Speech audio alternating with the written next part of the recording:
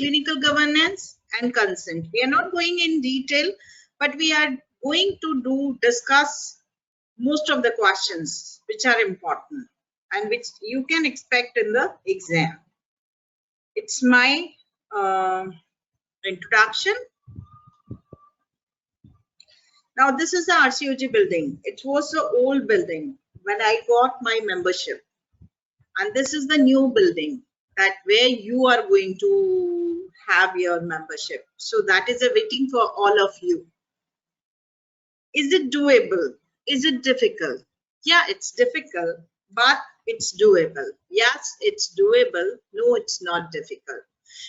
If you are properly prepared, clear concept, crisp knowledge, revise and revise, practice and practice, and important is to read the question carefully. That is the one thing is required in this exam. Read.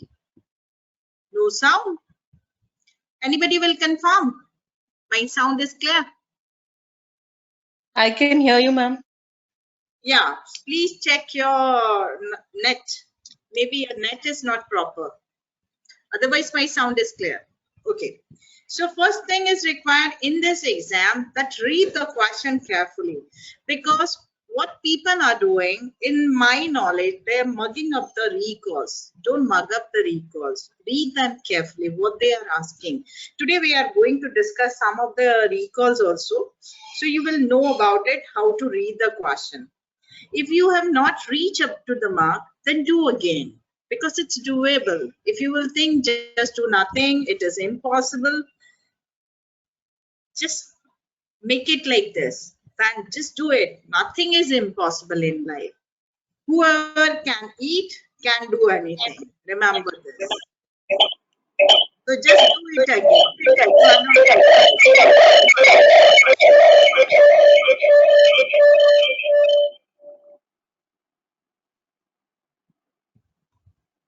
So do it. Nothing is impossible in the world. You can do it. Now, even impossible say, if you will separate impossible, it say I am possible. So it's doable. Now, this is a girl. She is Saima. She has done her MRCOG in 1 year. That is in November 2019. Accidentally, I put the part 1 again, but she had cleared her MRCOG in one attempt every exam, as well as in the 1 year. She started from January. She has done in July part 2 and in November part 3, and she got also exam. That is also, she was lucky. So she got this exam easily and she passed it. So everything is possible. That is a Beat MRCOG Telegram group. There's all groups are available. That is a Beat MRCOG Telegram channel is there. Whatever material what I am going through, I'm always posting here. So most of the important material which is required to pass this exam is available here. And that is a Beat MRCOG YouTube channel. That is, if I am taking the free courses and free classes, then I am uploading there. There's so many new classes are there. For part two, only 2-3 classes are there. There's mostly part 3 classes, but part 2 classes are very important. Like chickenpox is there, herpes is there, headache is there. That is a very much they are fond of. RCOG is fond of to asking question from the headache too. So that is there. Also, there's a herpes is there, and NHS CSP guideline. Older one is there and newer one is there. So you can go through it. And that's a Facebook group is also available. Now, Beat MRCOG, what I think, some people want it to happen, some wish it would happen, but I always believe other make it happen. So I always belong to the group 3. So just do it. July 21 is my first batch of MRCOG Part 2 exam. I have already done 4 batches. That is up to exam. Till now, 70% pass rate, and keep finger crossed for the July 2021 batch. So that is the first batch, second batch, third batch, and fourth batch. Because people are getting very, what I will say, most are they are deferring the student. So that's why also few people are getting the exam. Nowadays, getting exam is also become difficult. Passing is different thing. Now we are always doing 3-time revision before exam. That is the main course, 24 classes, revision 9 lecture, and crash is the 3 classes.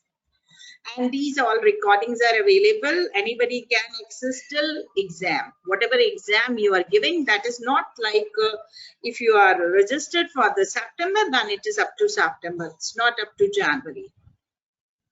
Now, most important part of my courses is this, that is a mock test. How we are doing mock test? That we are doing weekly with the module, and then afterwards in the last month of exam, like this month, we are doing alternate day mock. So most of the important question we are revising, and if they are finding some difficulty, we are always discussing in the group. So module wise mock weekly, in month just before exam we'll do alternate day mock. So everybody is well versed. That is a computer based exam as well as it's just like the exam. The 3-hour mock is every alternate day we are doing. All important questions are there, explanation is there, continuous practice, computer based, and so you can work over your weaknesses. So you can find out easily what weakness you have, so you have to work over it. Continuous monitoring of your performance is also there. As you finish your mock, I will get the detailed report by email. Everybody who is doing mock, I will, as they will finish, I will get the report by email.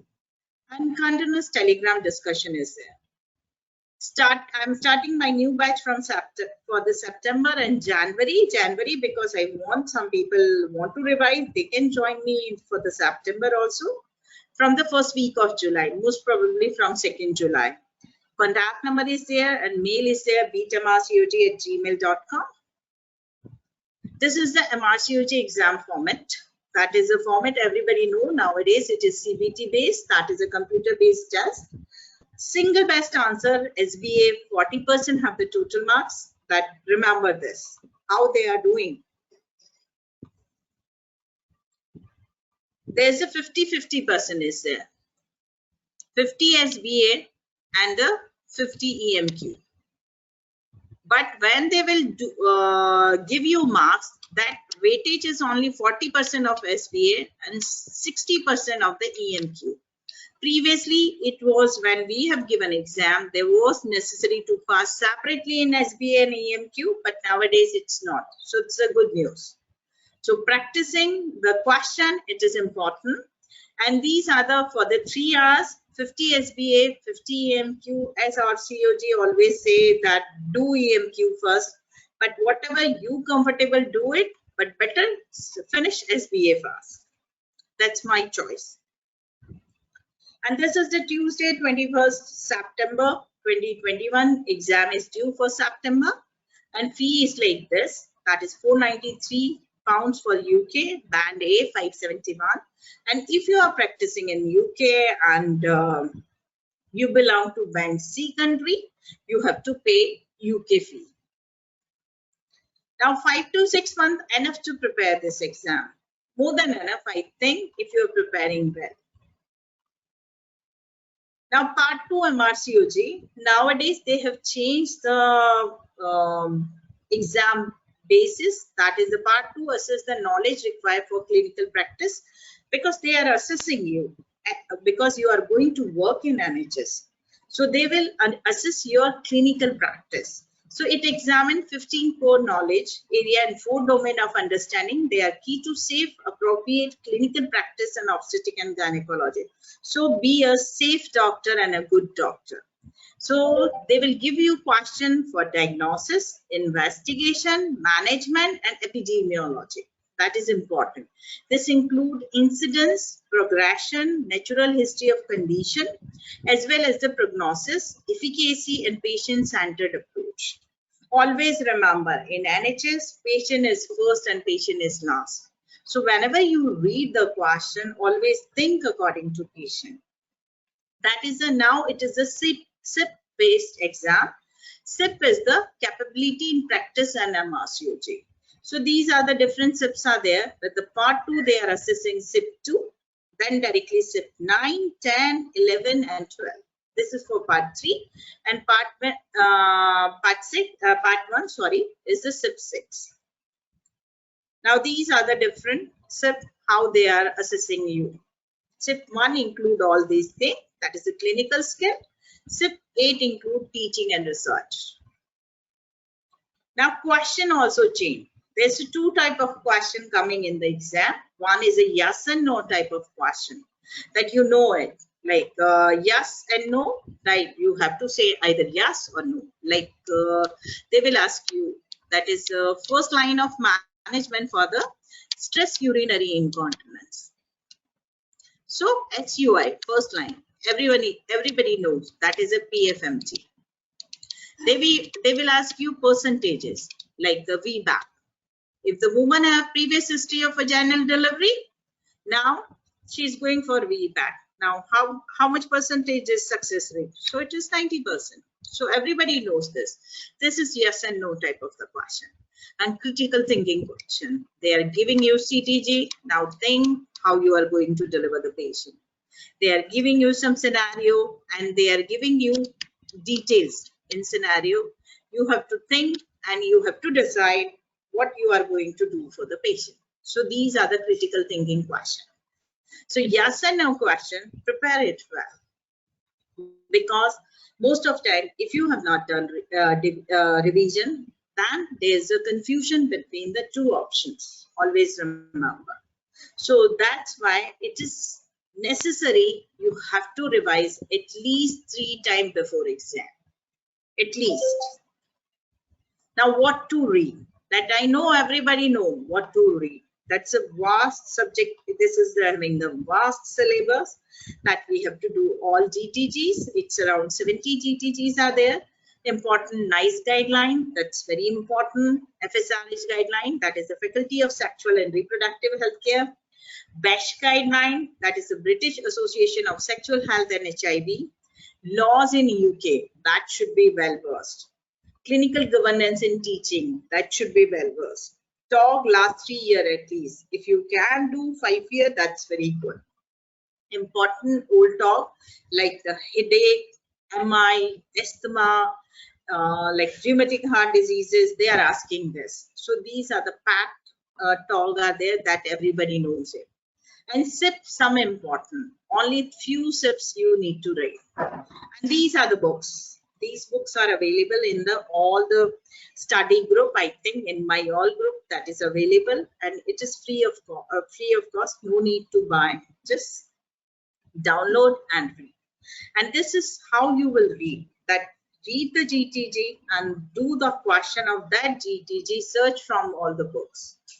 That you have to do side to side. If you think I will read all GTG and afterwards I will do the question, it will wash off.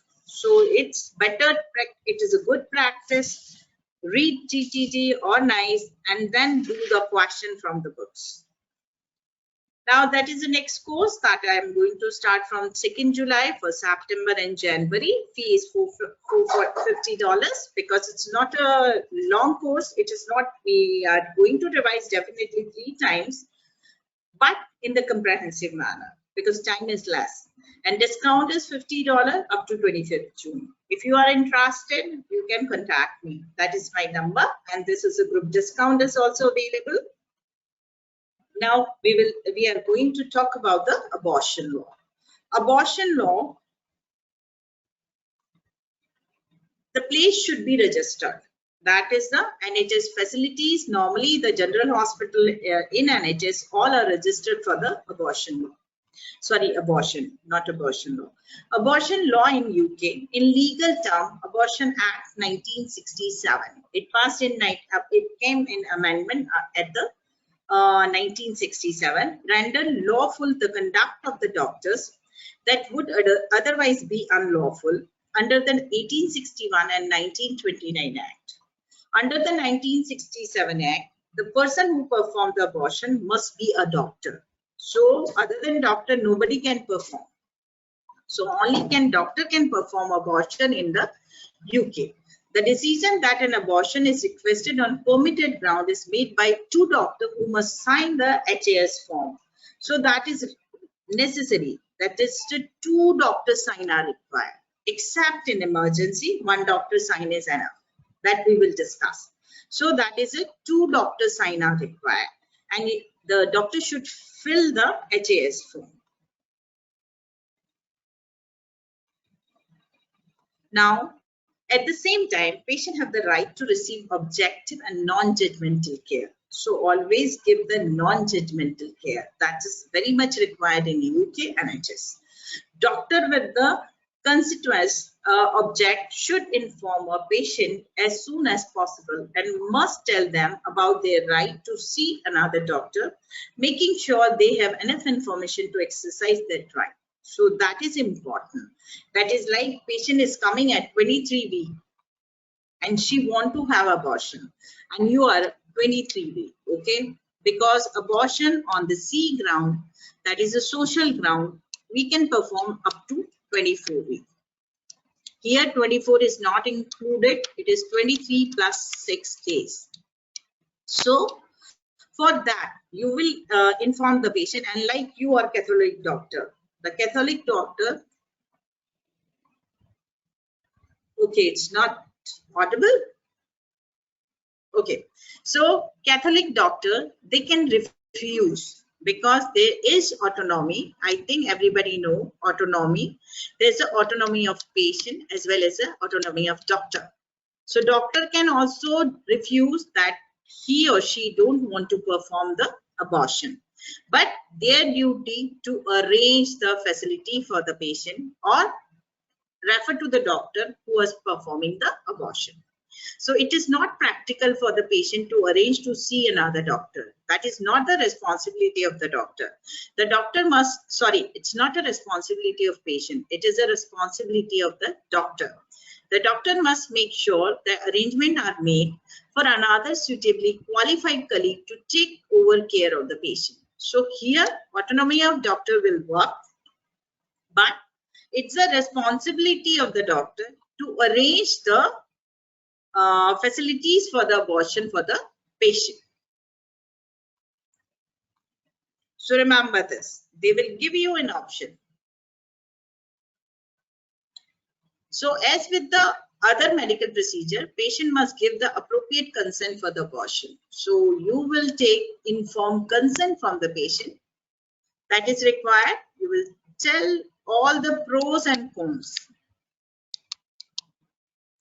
to the patient, because after Montgomery law, everybody knows that what is a Montgomery law, that you have to tell everything about this, even the death, like the diagnostic procedure, diagnostic laparoscopy, there is a 3 to 8 per 100,000 women are going to die during procedure. So you have to tell them sensitively about that. So that is a Montgomery law.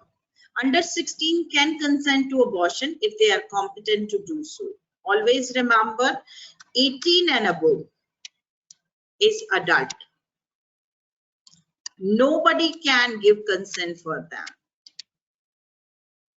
except they have given the power of attorney or advance directive.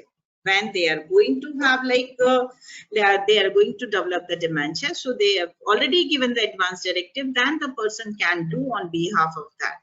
Otherwise, after 18 and 18, nobody can give consent in UK. You always need a doctor in emergency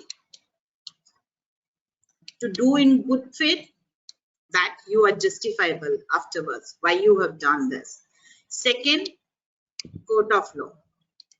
The court can give the order to do this for that person.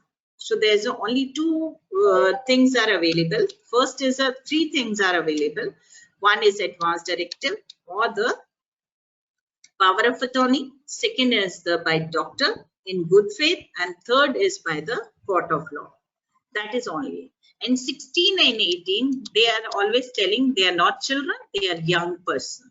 They can decide for themselves about the treatment, but they cannot refuse the treatment.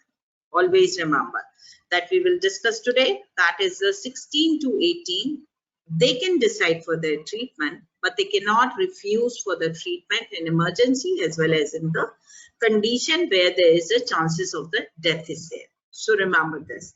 16 and 18, and less than 16, if they can decide for their treatment. If they want like COC, like they want contraception, they want abortion, then they can give the consent for this without their parental control. There's no need to call their parents if they understand pros and cons. That is a Fresser guideline. So that you have to discuss. That is a Fresser guideline. What is Fresser guideline? That is a person who is the children less than 16. They can give consent if they understand the procedure, pros and cons, and they understand what is good for them. So you can give them without any penalty. Now, those with the parental responsibility. What is parental responsibility? If the girl, please close your mic. If the girl less than 18 years of age, like 16, 17, or less than 16 years of age, close mic.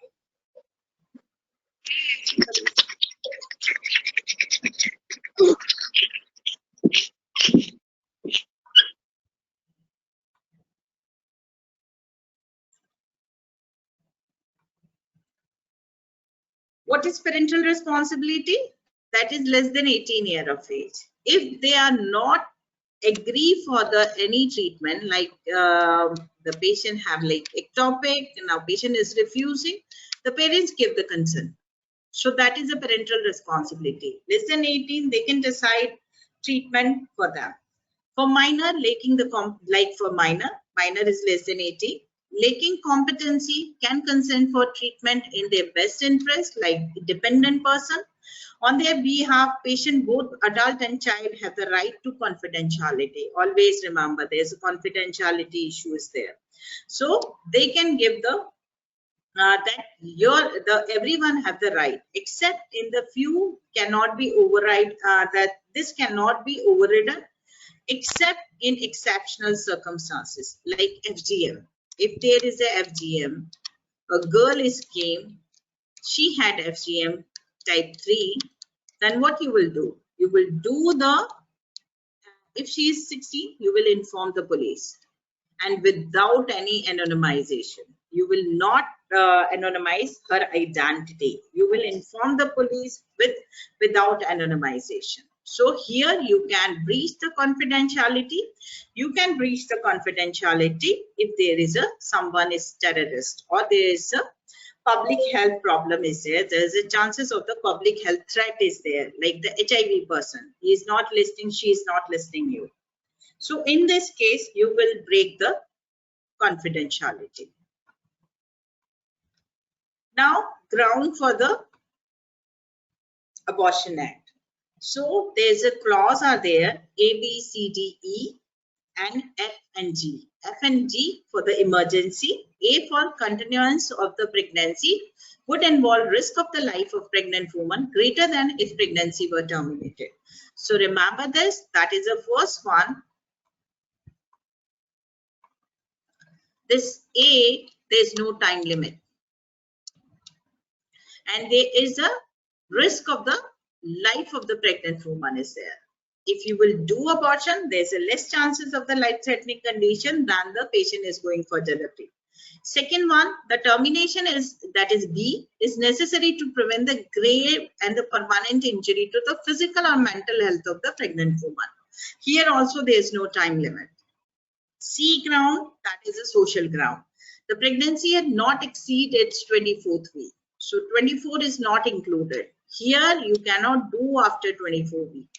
And that the continuance of pregnancy would involve risk greater than if pregnancy were terminated, or injury to physical and mental health of the pregnant woman.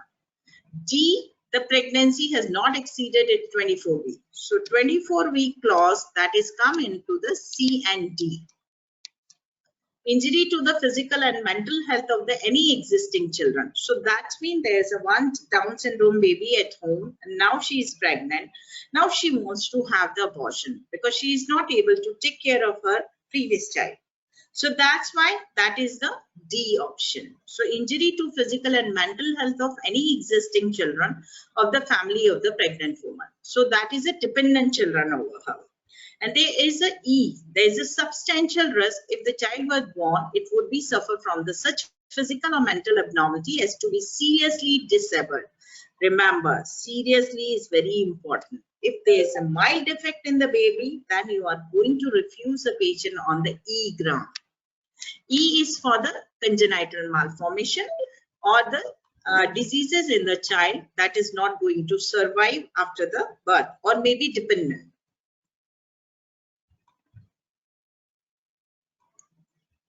Now, in emergency, I already told you F and G. So only the certified by the operating person. So there's a one doctor consent is required in F and G. F to save the life of the pregnant woman, like life-threatening condition, like DIC is developed, coagulopathy is developed.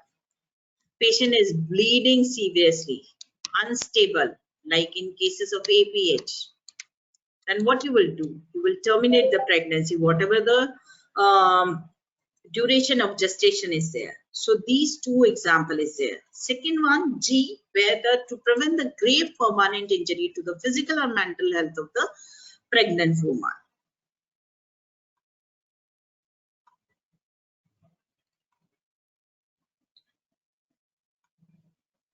Now for ground A and B, a second doctor signature is not required. And group A, ground A, risk to the life of the pregnant woman. B is the risk of the grave permanent injury to the physical and mental health that we have discussed. C and D are so-called socio-economic ground. That is up to 24B. So remember this, C and D. C, social ground. D, that is because of maternal cause. And D, that is because of the previous child at home. And ground C relate to risk of injury to physical and mental health of the pregnant woman. And ground D to injury to mental and physical health of the any existing children. Now ground E is a fetal anomaly ground, but it should be serious, not the mild one. There is an adjective in the wording used here, seriously. Type of anomaly, how much they cause disability, and deliberately undefined.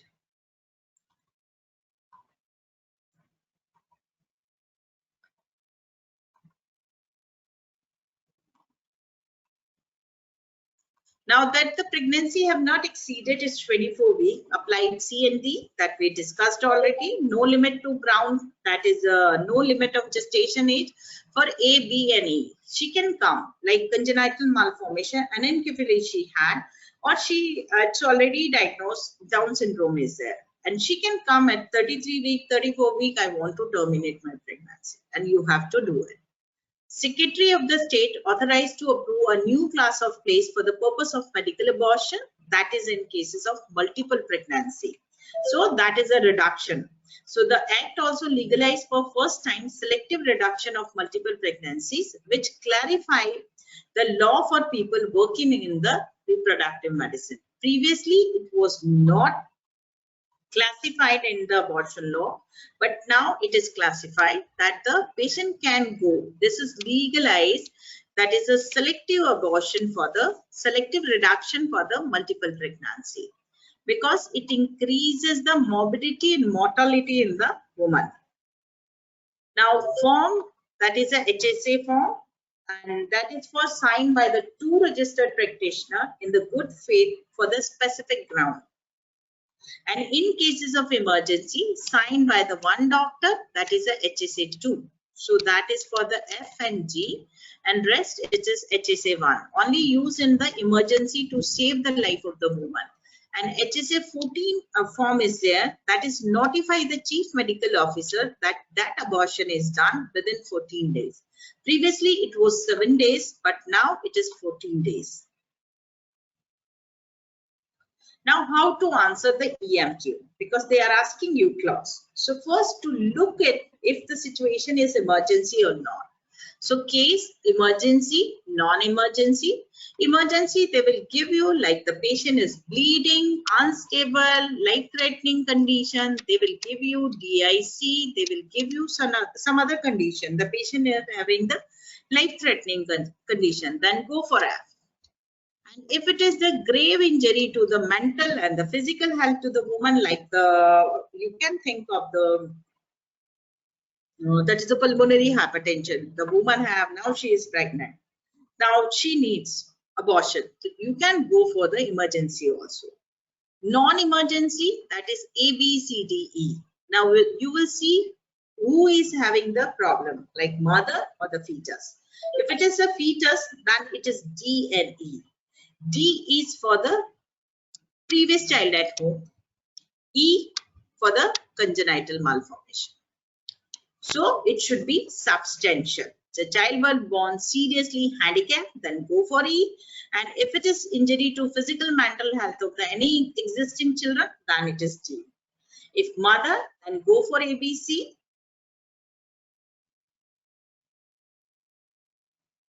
Sorry, I was not able to read. Just finish and then you ask me question. Okay. Time limit of the 24-week of abortion under statutory ground, that's C and D. It's A, risk for the life of pregnant woman, and C, injury to the physical and the mental health. Just I will see which question you have asked me. Reduction is under clause C, termination under E. I'm sorry, I'm not able to understand this question. That is a reduction is under clause C, termination under E. Is this true? E, that is for the anomaly. That is for the anomaly. That is a fetal anomaly. So remember, and it should be substantial. Like if patient baby having the anencephaly. No, A and B does not require 2 because it's a life-threatening condition. But it is the A and B for the there is no time limit is there. So remember, A is the life-threatening condition for the woman, but it is not emergency. No, that is given also in its strategy that A also one doctor can do it if it is emergency. Otherwise, 2 doctor is always justify it. Why you are going to do the abortion? Because justification is required for the abortion. Abortion is not easily available. That is, everybody will come and say, just I want abortion. They are not doing this. They are assessing the patient. They are doing the, they are asking her why she wants to have this abortion. What is the problem with her? Then one doctor will give consent and another doctor also give the consent. So that is also, that is made by one of my student. That is abortion at 1967, grave life to the mother. No gestational limit, A, emergency termination, that is F, that we have discussed. Affect physical mental health of the woman, no gestational limit, again B, emergency termination is G, and less than 24 weeks is C, that is a social abortion. Affect family member, that is a children, so it is less than 24 weeks, it is D. And fetal abnormality, no gestational limit, but remember, it is serious one. It is E. Now, this is the question. 24-week pregnant, severe preeclampsia, admitted in ICU, coagulation profile abnormal, needs transfusion to correct the coagulation profile, patient unstable. Under which clause we can do abortion in this case? Anyone, one person, okay, one at a time. Yes, very good. It is a clause F. So remember this is the clause F. Here, because it's a life-threatening condition, one doctor consent is required. Now, second question, an 18-year-old student, during her studies, she got pregnant. She has planned for her future to achieve. It will ruin her future if she will carry on her pregnancy. And her partner is not serious too, and she is requesting an abortion. And she is 18 years. They have not given you the gestational age. So now we will go for the clause C. Yeah, so that is a clause C. On the social ground, you can do it. Now next one, patient have previous 4 males. Today an anomaly scan and she came to know about her baby sex and became very upset and she want to have a girl child. Now she is requesting for abortion. Now give me answer.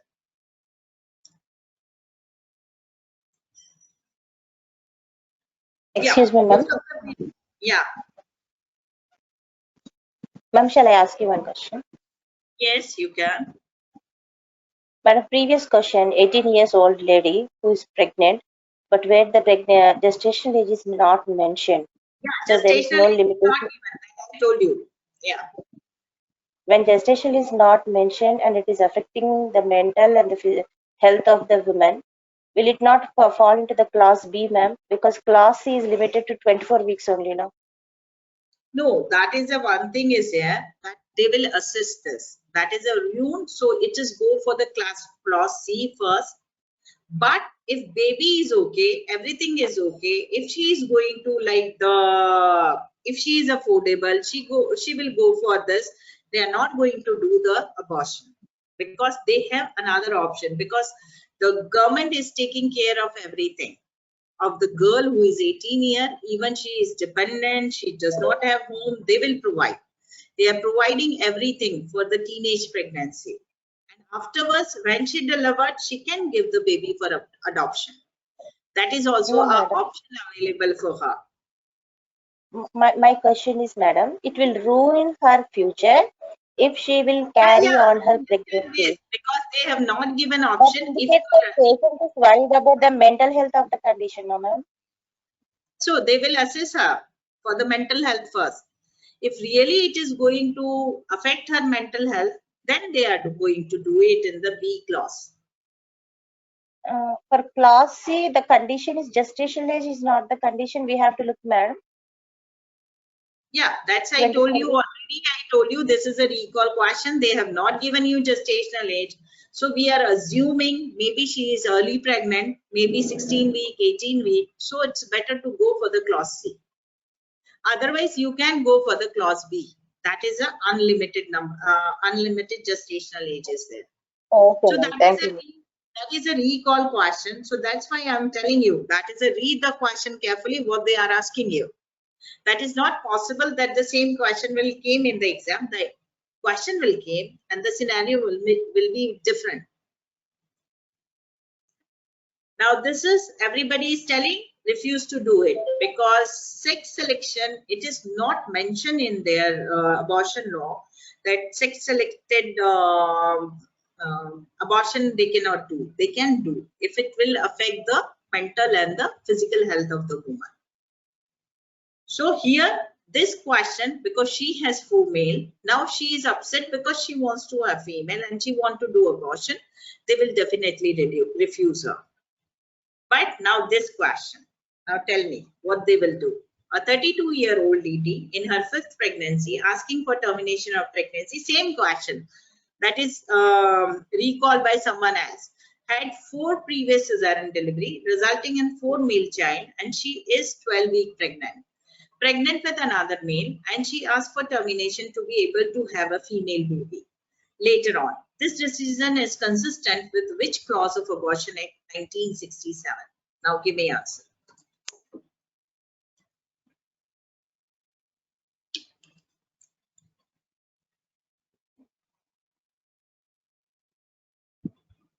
No, they are not refusing her because she already have previous 4 cesarean section. So that is a clause C is given exam answer. So it's a clause C. Answer is a clause C. The fact that fetal sex is not specifically included in the act does not necessarily mean the abortion on the ground of the fetal sex would be unlawful, just as is the case with the rape. All that need to be established that in good faith, 2 doctors believe that continuing pregnancy would involve a risk greater than if the pregnancy were terminated of injury to the woman's physical and mental health. That is also included under the social, that is a physical and mental health. And that is a grave injury. Just a minute. Somebody was asked me that question that why not B? read again. The termination necessary to prevent grave permanent injury, then it is B. Okay. If C, that is also include the same injury to physical or mental health of the pregnant woman. That's why we are going for 24B. Yes, That madam, was, I got you. Thank you. yeah. So now clear? Clear, ma'am. Thank you. Okay. Because everywhere it is a physical and the mental health only. Grave permanent, then it is B. Okay. Emergency, then it is G. Otherwise, it is included in C. Dr. Yasmin, hi. Dr. Yasmin, hi dear. Yeah, Doctor, just briefly regarding this answer question that we picked class C, that she had 4 boys and again is boy. So if she had previous normal vaginal deliveries, not cesarean, but the other condition similar, that was the same again C, or was refused it if she had normal delivery? Okay. That is refused to do it because she is only upset and she wants to have boy. So that is not a ground. But here she wants to have, so it is a physical trauma because we are going to, because she already have 4 cesarean. This time also definitely she's going for cesarean. And she wants to have a girl child. So better to abort her in the class C. So that is not mentioned in their abortion law that sex-selected abortion cannot be done. It can be if the patient condition is like that. So that answer is C here. So read the question carefully what they are asking you. So all that need to be established that the good faith two doctor believe that continuing pregnancy would involve a risk greater than if the pregnancy were terminated of injury to woman's physical as well as the mental health. A doctor could conclude that the prospect of giving birth to the 5th son or yet another son would pose a risk to the woman's mental health greater than the termination. It is simply wrong to say that abortion on the ground of fetal sex is unlawful in UK. That is not what the law says. So law is not mentioned that sex-selected abortion you cannot do. Now these are the options and these are the questions. Now different questions are there, 5 questions. A 15-year-old girl who's pregnant as result of the child abuse presented at 25 weeks of gestation requesting termination of pregnancy. A scan confirmed her dates and the fetus appear normal. Now what you will do?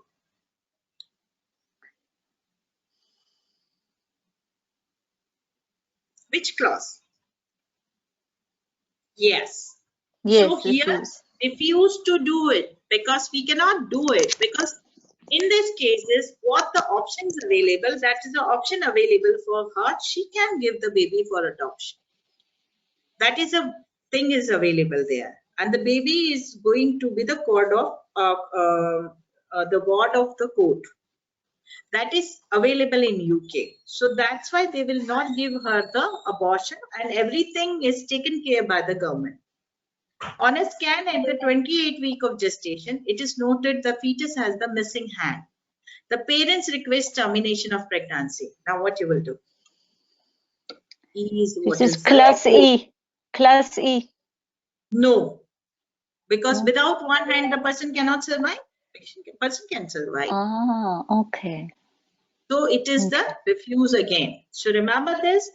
If you are going for the class E, it should be life-threatening condition or the serious condition. The person is going to dependent over the parents or the person is going to be not able to survive. The fetus, sorry, not a person.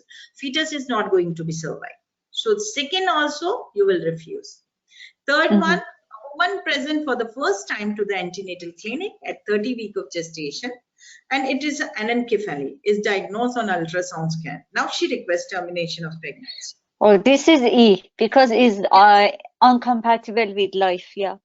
Yeah. So it is E. Now here you will do feticide or not because after 22 weeks it is recommended to do the feticide. Okay. Now you will do feticide or no? Yes. No. You will not give here feticide is not required. Because anencephaly baby is going to die. It will die in 2 hours, 4 hours, 6 hours, 8 hours or 10 hours. The baby is not going to survive without brain, because inside the utero, the baby is surviving because of the placenta.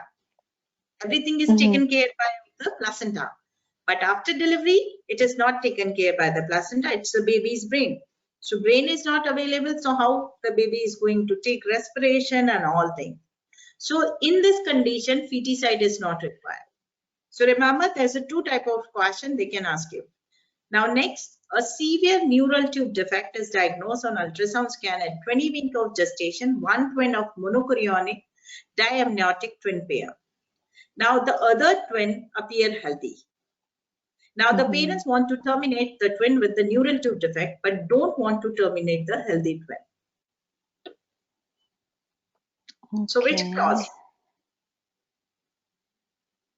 E. Yes, E. Now here you will do the feticide or not, because it's 20 weeks. Feticide is because you will do selective reduction. Yes. How? What you will do? What method you will use? The cord occlusion. Yes, very good. Cord No occlusion. KCL. Kaista. Yeah. It's a laser cord occlusion. Laser cord. Yeah. Will inject the KCL in the affected baby, it will lead to, because it will goes in blood and it will affect the healthy baby also. Other so baby, yeah. So we will not use the KCL here. Now next, last one, trisomy 18, diagnosed on amniocentesis. By the time result is available, woman is at 23 weeks of gestation. Now she requests termination of pregnancy. Yes, E ground, very good. Yeah. Yes. Good. Now here you will do feticide or not? We can do here. We can do feticide. Yeah. What you will use? In this case, we can use a potassium chloride, doctor. KCL. Yeah, it's KCL. So you will use KCL. So everybody is right. So first one. Ma'am, what was the answer? Was number 1?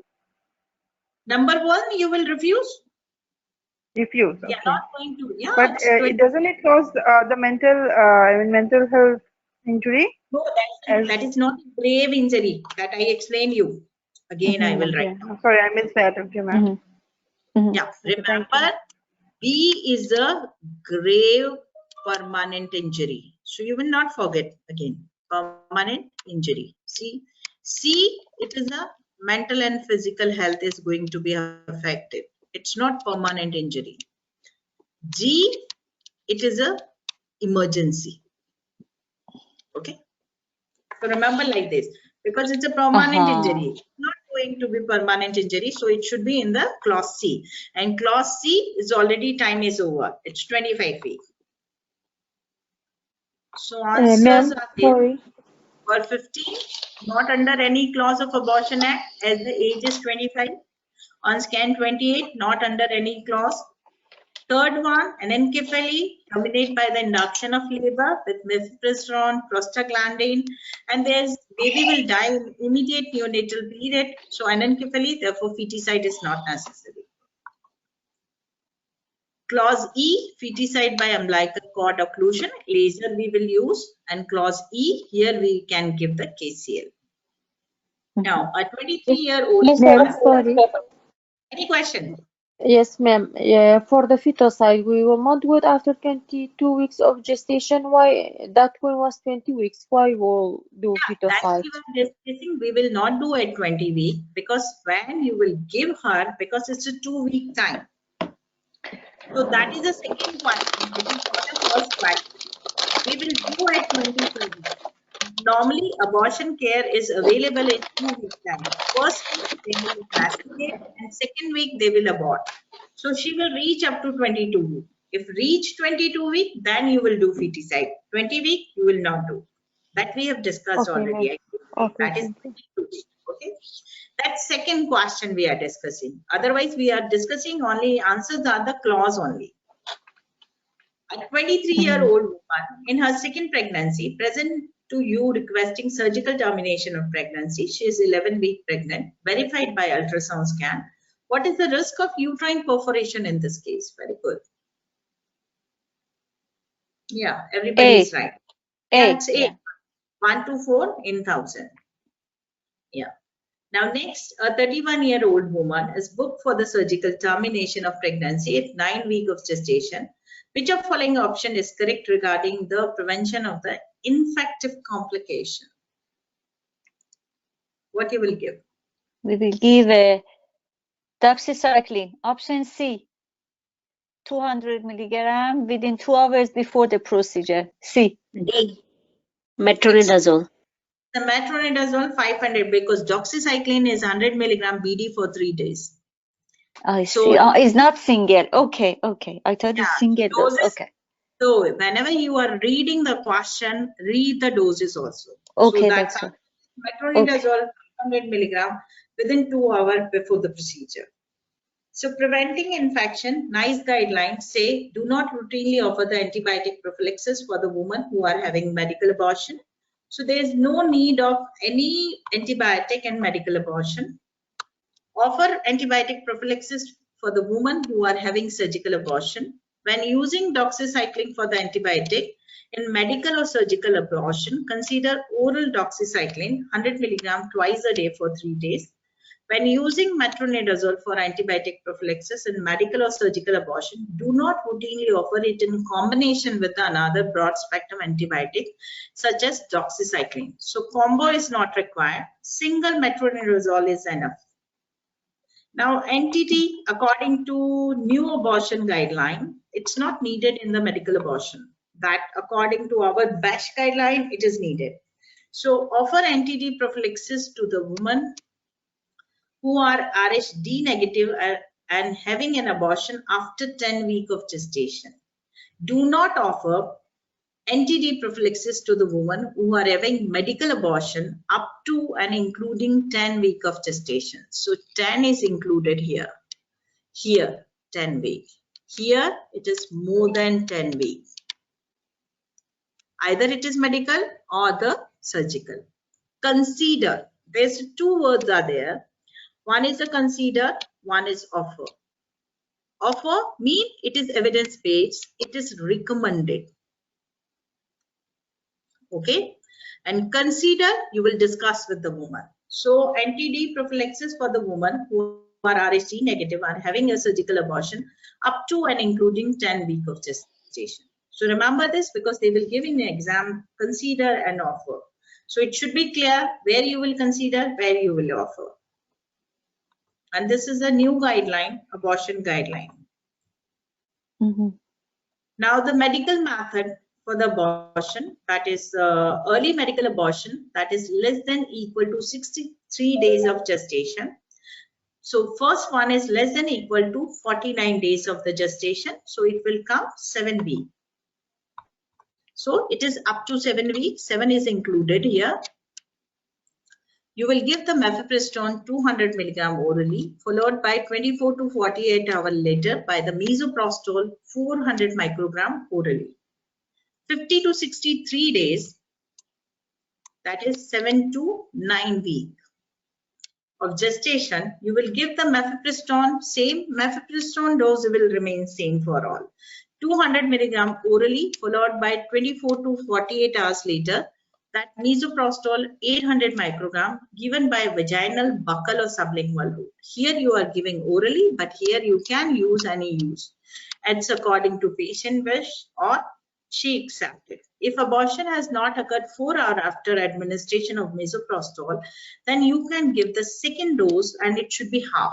400 microgram may be administered vaginally or orally, depending upon preference and amount of bleeding. For women completing the abortion at home, low sensitivity pregnancy test or in some unit ultrasound should be performed 2 to 3 weeks post procedure to exclude ongoing pregnancy or failed procedure. So that is according to strategy, it is 2 to 3 weeks after you can do UPT, urine pregnancy test, or ultrasound according to local protocol. Okay. Dr. Yasmin, I remember I read in some of the data, even in the some revision questions, about the using of mifepristone. It said usually is not recommended for missed abortion. They use mostly before missed abortion. for We are talking about IUFT. abortion. There is the Okay. doses. Okay. I see. Okay. Yes, yes. So now the missed abortion. If it is missed abortion, then if I remember properly, it's 800 microgram. You will give misoprostol and 600 microgram for the incomplete. For the incomplete. Yes, There's yes. no need of the mifepristone. And Okay. mifepristone, anybody can tell me, mifepristone alone you can use where? Mifepristone alone without Yes. misoprostol? No misoprostol. That is given in the guideline. Yes. Very I mean, good. previous. Scarred uterus, intrauterine fetal death, ma'am. Vaginal. That is a Ma'am, 600 Research. milligram. Scarred uterus, intrauterine fetal death, ma'am. Yes, it's in that. So that is for the VBAC, previous cesarean. Remember this. Previous cesarean, IUFD, intrauterine fetal death. Yes, IUFT, yeah. And it is by the mifepristone alone, it is 600 milligram. Remember this, okay? Yes. Higher dose. This is higher dose, yeah. 200 milligram TID, you can divide it or you can. So remember this, we are talking about abortion. Abortion, you will give Mefi plus Meso. If you are talking about missed miscarriage or the incomplete miscarriage, only Meso, okay? And if you are talking about the previous cesarean IUFD, then only the mifepristone. Mifepristone. Yeah, so remember this. So don't confuse. Okay. Now, weak from the methods, that's okay. Again, we'll revise. That is the first, if we are going for abortion. Abortion means viable pregnancy. The pregnancy is okay, but patient don't want to have the. Please mute your mic, everyone. Please, there is a sound. So always remember, if we are going for the only for the abortion means the patient having the healthy pregnancy, but she don't want to continue. So we are giving the patient both Mefi plus Meso. Second, if it is missed miscarriage or incomplete miscarriage, then we are giving only misoprostol. There's no role of mifepristone. If patient have IUFT, previous cesarean, then you are going to do induction of labor by the mifepristone alone. So there is a chances of rupture of uterus is very less. So that's given in the guideline, IUFT guideline. Okay. Now, week from the day of the last menstrual period, early medical abortion, that is up to 9 weeks. Early surgical can go for 7 weeks. Suction termination is normally recommended. Welcome. It's up to 12 weeks, but you can extend up to the 14 or 15 weeks. That's there.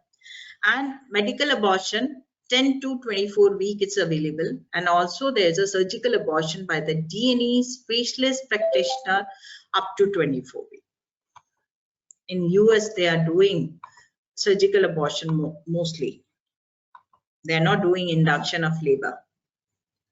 Now, medical abortion between 9 to 13 weeks, that is a mifepristone. 200 milligram orally, followed by 36 to 48 hours by the misoprostol.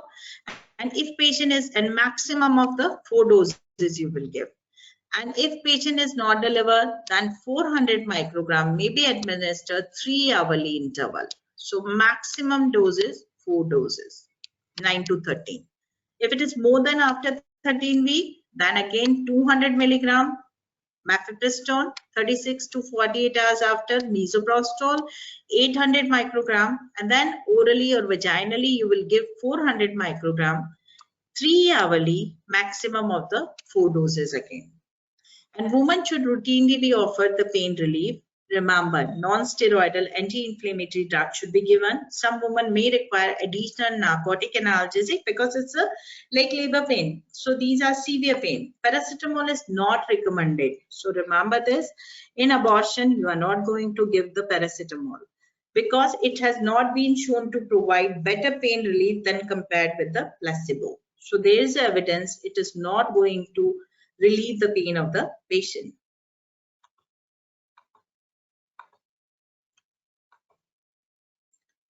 Now this is the question. Anyone have given previous exam can recall this question. Medical abortion, telephone to midwife 72 hours later. That is 72 hours later. Complaining, passing out clots and now reducing. And she has lower abdominal cramp and diarrhea. What is your advice? Just a minute.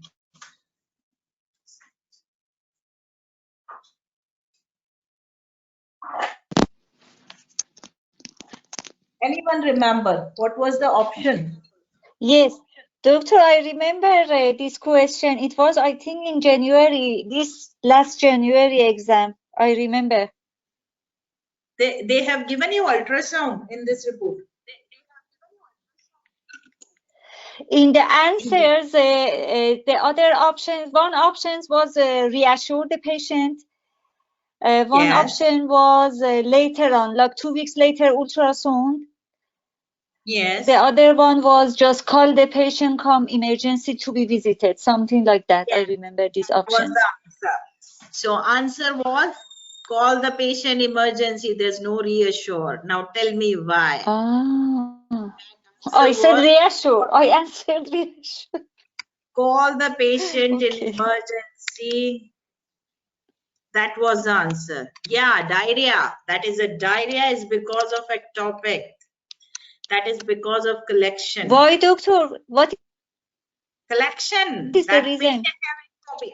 Remember, they have told you medical abortion, telephone to midwife 72 hours later. Whenever we'll give the misoprostol patient have diarrhea because of misoprostol, but it is for the same day. It is not for the 2 days or 3 days. The effect of drug goes on, the diarrhea will, okay. Remember this, the side effect of misoprostol, there is vomiting, there is fever, there is diarrhea. But diarrhea will remain up to the patient have taken the misoprostol and the effect of misoprostol is remained. It's 6 or 8 hours. 12 hours.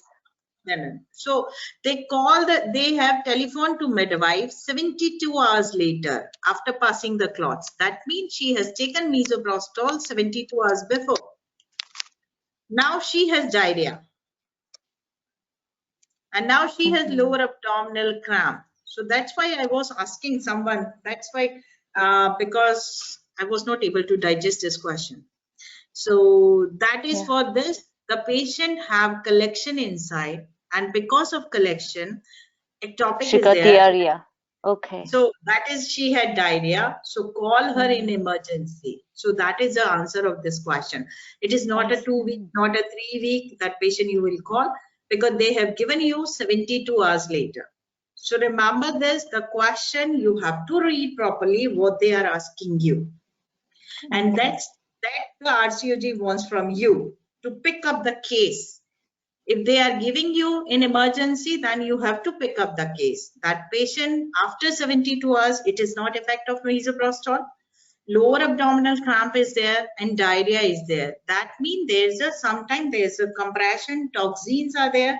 That is the absorbed and the patient have diarrhea. And it is very, the RCOG is very fond of asking diarrhea in ectopic. So answer is this, call the patient in emergency. You complete, I will write down. I never thought about the call the patient come to emergency. I thought it's reassuring is just temporary side effect of the misoprostol and the thing is a reassure or 2 week or 3 week. That's diarrhea. So that is the patient, that is the call the patient in emergency. So that is the answer of this question. Okay, next question.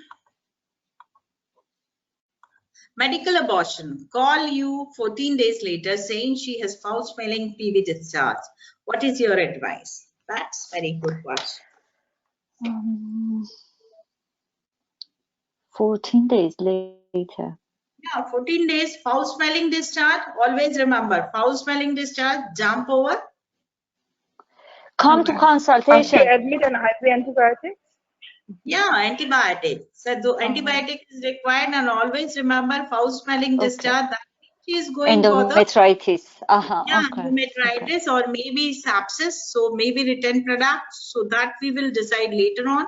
Whenever they will Okay. give you foul-smelling discharge, okay, chorioamnionitis.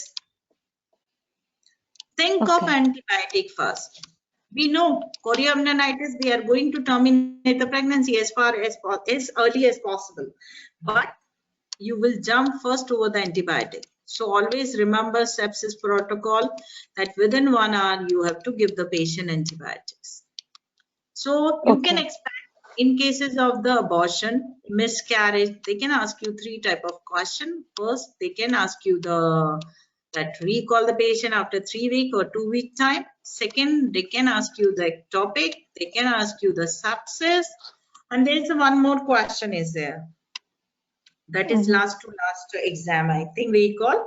That is a patient came 8 week pregnant, severe pain.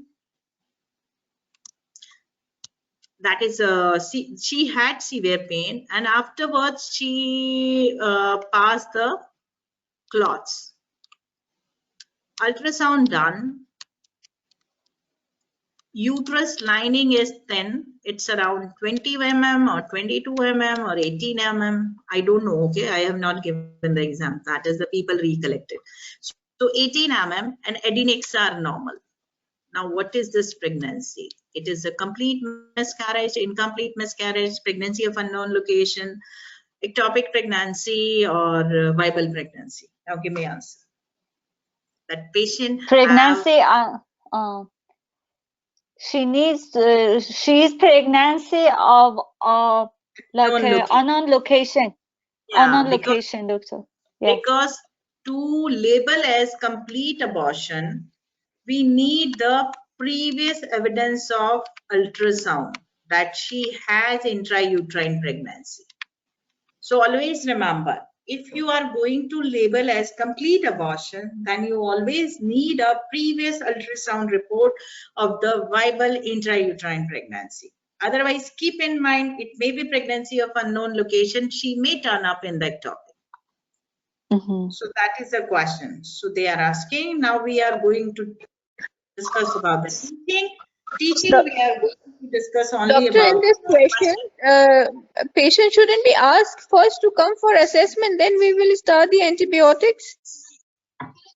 which question? This Yeah, one? the last one. Yeah, the patient after abortion, she had foul smelling discharge. So A option is there, ask her to come for assessment. That shouldn't be opted. No. She's foul smelling, PV discharge. What is your advice? Ask her to admit in hospital IV antibiotic, because foul smelling this assessment they are not doing. They are picking up the patient cases only on the clinical history, because according to RCOJ, there's no need of investigation. 70% of the diagnosis can be made on the history only. Okay. So remember this, they are believing that 70% diagnosis on history only. So there's no need to go for ultrasound, no need of anything. Just take the history and advise the patient come. She will come for assessment definitely. Yeah. Okay, now we will do teaching only questions. So I will explain. This is the first. You are asked to initiate idea among the group of junior trainee. You get the trainee together, different perspective. Number of ideas was there, generated and written over the flip chart. Yeah, very good. So, brainstorming. Brainstorming. Yes. Yeah, so remember it's a brainstorming. What is brainstorming? Brainstorming, that is a number of idea generated, written over flip chart. Quantity is important, not quality. Remember this. That is a brainstorming. So 15 students are sitting, and you will tell them, give the idea over this topic. And how many ideas they are giving, just write down over the flip chart, and that is the brainstorming. So it's easy. Remember this because they will give you in the scenario. Now, second one is this: you are required management of the hirsutism. I have written same what they have. I have not changed the language also.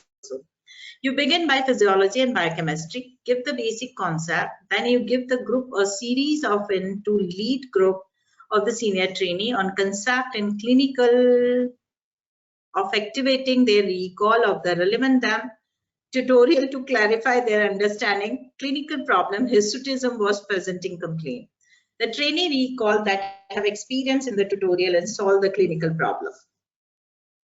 Yeah, it's right. It's a schema refinement. There's two type of schema is there. One is activation and one is refinement. So how you will remember? Activation, just think you are in the medical school. That you are talking about the anatomy, physiology, biochemistry, pharmacy, endocrinology, microbiology, and pathology. You collecting and recalling this. So remember this.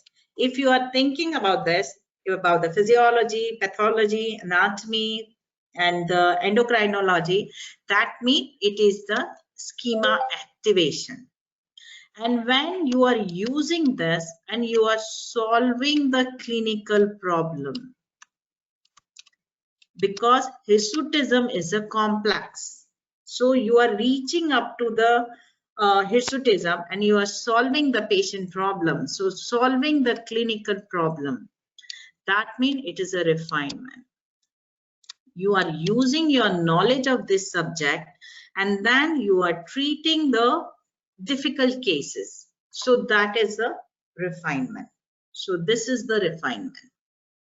So activation, that you will remain in the medical school, and refinement, you became a specialist or consultant. So remember like this, so it will be easy. Now this is, you are asked to teach a group of 3 trainee on the structure of cell membrane, membrane receptor. Each of trainee give a chapter to read on relevant subject. You also require each trainee to develop 10 questions on the subject material. And a week later, they cover the fact by sitting together, testing each other by using their knowledge. No, it's not snowballing. It's wrong. Snowballing, we will discuss that you will start with the small ball and you will rolling, and it become the big. So you will start with a small group, like 40 students if you got, then you will divide in the 2 students in each group. So these are the 20 groups. Then you will make them 4 students in each group. So they become 10. Later on, after discussion, they become 8. Then afterwards, in the last single group. So remember, small snowball. You started here and it is here, it is a big one. So this is snowballing. So this one. Is the answer problem-based learning? It is a donut round. Donut, okay, sorry. So what is the donut round? Donut round, they will give you in 2 types. One, I will just, 2 type of question they are giving in donut. First, they will give you like 60 students in a class. What they will do, they will make 2 rounds of the 30 students each. So one student is against another student. Now what they will do, they will discuss the topic or they will make the question. And after some time, they will rotate. So only one group is remain stationary, another will rotate. So now they will discuss again, or they will make the question.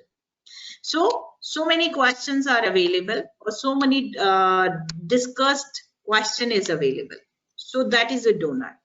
Second, Only 3 trainees there. So you have given them job. Read the chapter. Make the question. So grand question is. So on the day of discussion, they have 30 questions to discuss. Because the group was small, 3. So you cannot make a donut. You can't make a 2 circle. So 3 only. So but question you have 10 times of the group. So this is the donut. Okay. Okay. Now next question. You are paired with the consultant and required to demonstrate good practice in breaking bad news to a group of 14 trainees. Both of you facilitate learning by role player in front of the whole group to demonstrate behavior you want the member of the group to assimilate. Yeah, that is a goldfish. So, what is goldfish, Paul? How you will make out? Normally, they are giving the 14 student. Mostly this was scenario.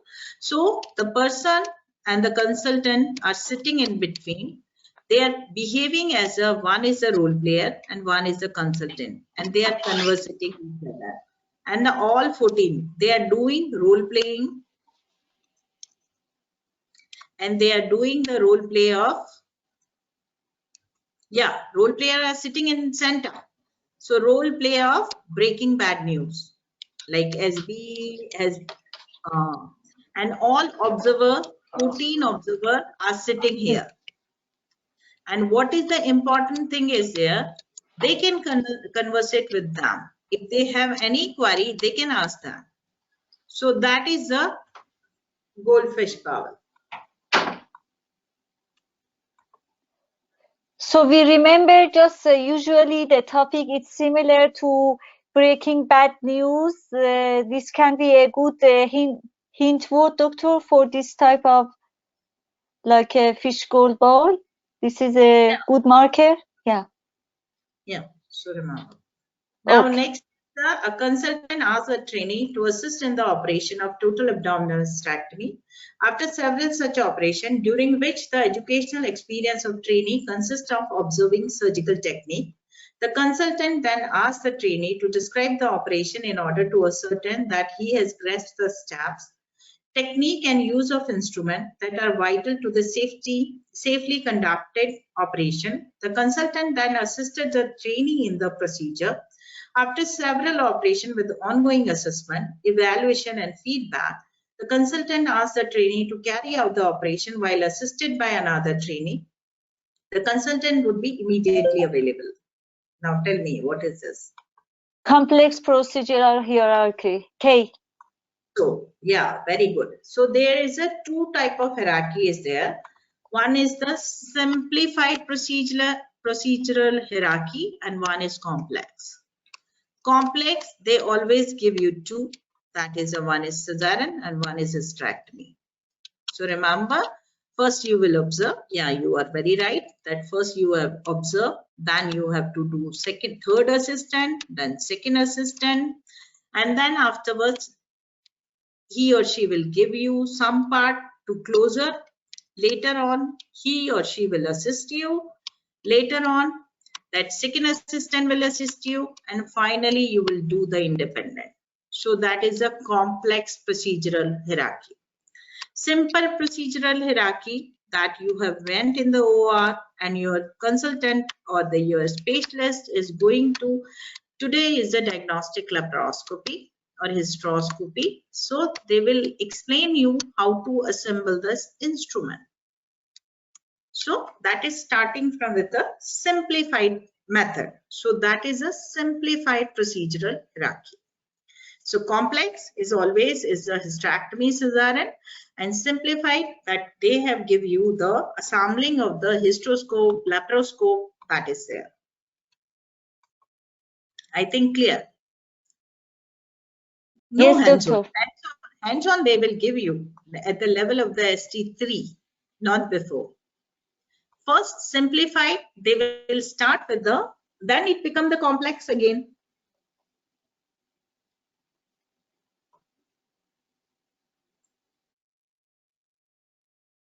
Now, this is the question. You are required to teach a group of junior trainee on subject of changes in the postmenopausal woman. In the first instance, you ask the trainee to recall their knowledge, basic endocrinology, concerning the hypothalamic pituitary ovarian axis. So you are in the physiology or the that. Tell me. G, schema activation. Yeah, right. So we are in Yes. the medical school. So remember this. So you are in the medical school. You are thinking about the HPO axis.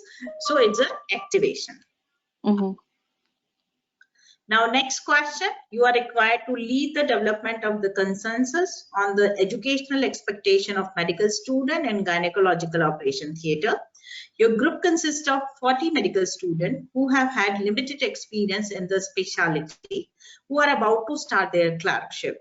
Individuals are asked to think about the issue themselves, and you pair them, and then the pair join up into two groups of 20 each. So you started with the 2, and then increasing this, and maximum is become 20, and then large 2 group continue working on the, then join up, reach a consensus. So that is started with a small group and then increasing. A snowball? Yeah, it's a snowball.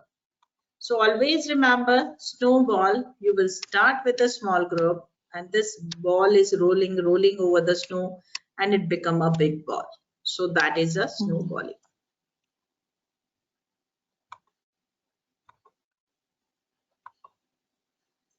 Now, this is the question. Question I have taken from your group only. So that is a question. There is a one thing I was remembering, direct observed procedure. What is a DOP? Anybody remember? Police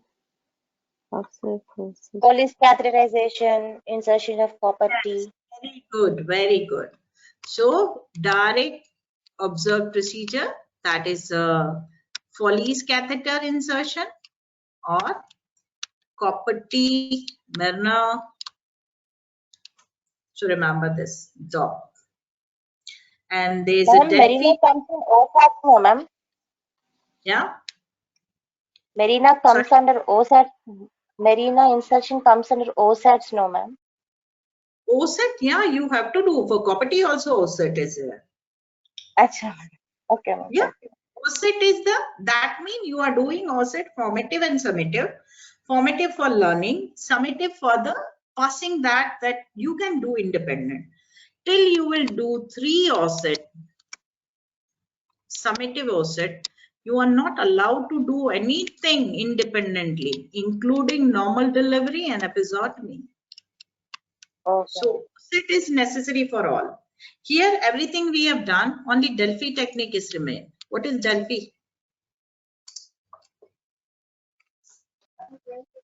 Sharing of ideas. Yeah, that is the panel. So they will give you in Delphi is a panel.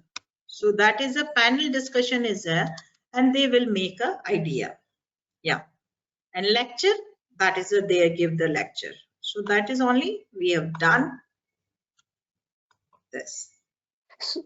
So Dr. Delphi is the same as a lecture or different? Delphi. Panel is different. Panel is how panel is doing. Have you attended conferences? That is 4 people will sit. They will ask a question. That is a panel. Panel, yes. They are doing in conference. So that is a panel. The panel, yes. And lecture, as a one person is give you one. Yes, Doctor. Okay. Now we'll do the second question first. That is the ST2 trainee and their supervising consultant performs several procedure. That is everybody knows. Now give me answer. They have not given the name of procedure. But yeah, complex procedural hierarchy. Here name is not given. So that is either cesarean, either hysterectomy. Then they have done so that is a complex procedural hierarchy. Now second one, you are invited to sit on the panel for the ST1 interview. The candidates are informed on their ranking after interview. Now tell me what is this? Norm reference test. Yes, very good. Now norm reference test and the criterion reference test. What is the difference? I don't know. Criterion is having a specific marks, but norm reference in relation to each candidate. Yes, here, very good. So criterion have a fixed criteria. The person should achieve at least 70% marks. Then the person will pass, otherwise not. And the norm reference, that is a peer-to-peer. How your colleagues are performing. So MRCOG is the which type? Norm reference. MRCOG is Norm no, reference. because it's after the, yes, no. So remember this.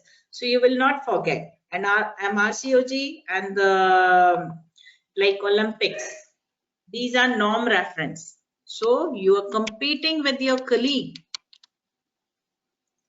And then they will make a list.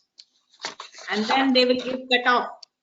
So above that, all pass, below that, they have to give again. So that is this. And criteria reference, that is a fixed criteria, like 70%, 60% marks you have to obtain.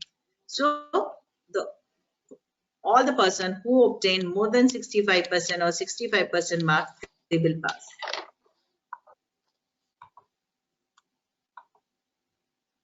Now this is the CRT and NRT that we have discussed already. So there's a criterion reference and the norm reference. No need to go in detail. Now ethics term and terminology. Now this is the question. Emergency cesarean, mother refuses to sign consent and father insists for cesarean section. Now what you will do?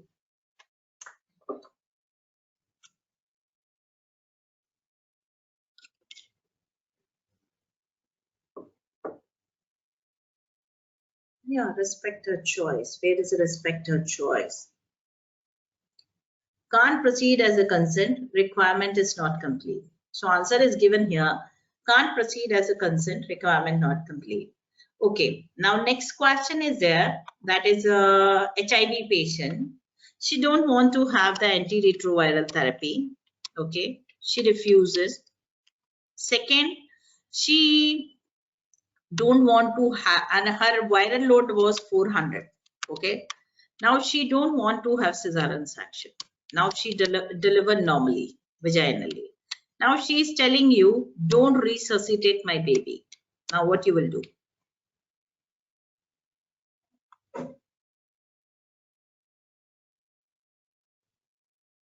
No, why police?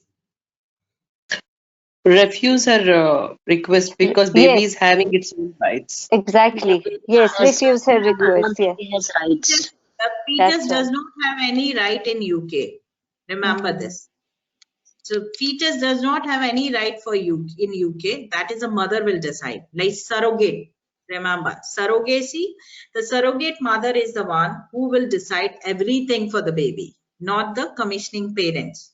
The baby may be not the genetic material of this surrogate mother.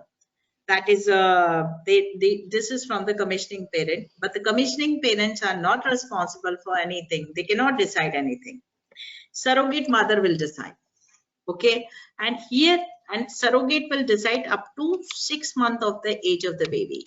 You remember this. Okay, but here as the baby is delivered, now baby is a UK citizen, so baby have all rights.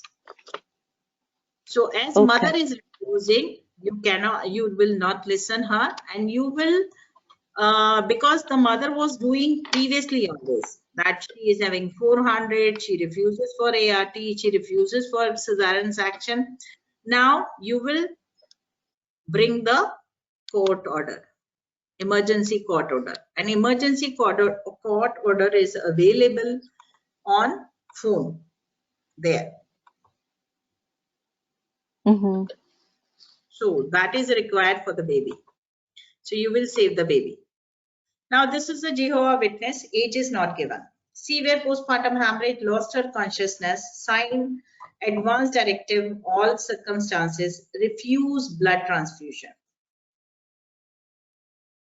Yeah. Now she's 17-year-old. Now tell me.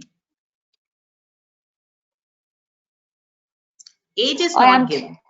I think be best interest, because otherwise she will die. Yeah, so remember this, any children, that is any child, sorry, not a children, any child have a right for treatment. They can ask you contraception, they can ask you abortion, but they don't have the right to die. Remember this. So 17-year-old, she is a young person, less than 18. If 18-year-old, she had given advance directive that even I will die, don't give me blood, you will respect her wish. You will do according to advance directive. Okay, remember this.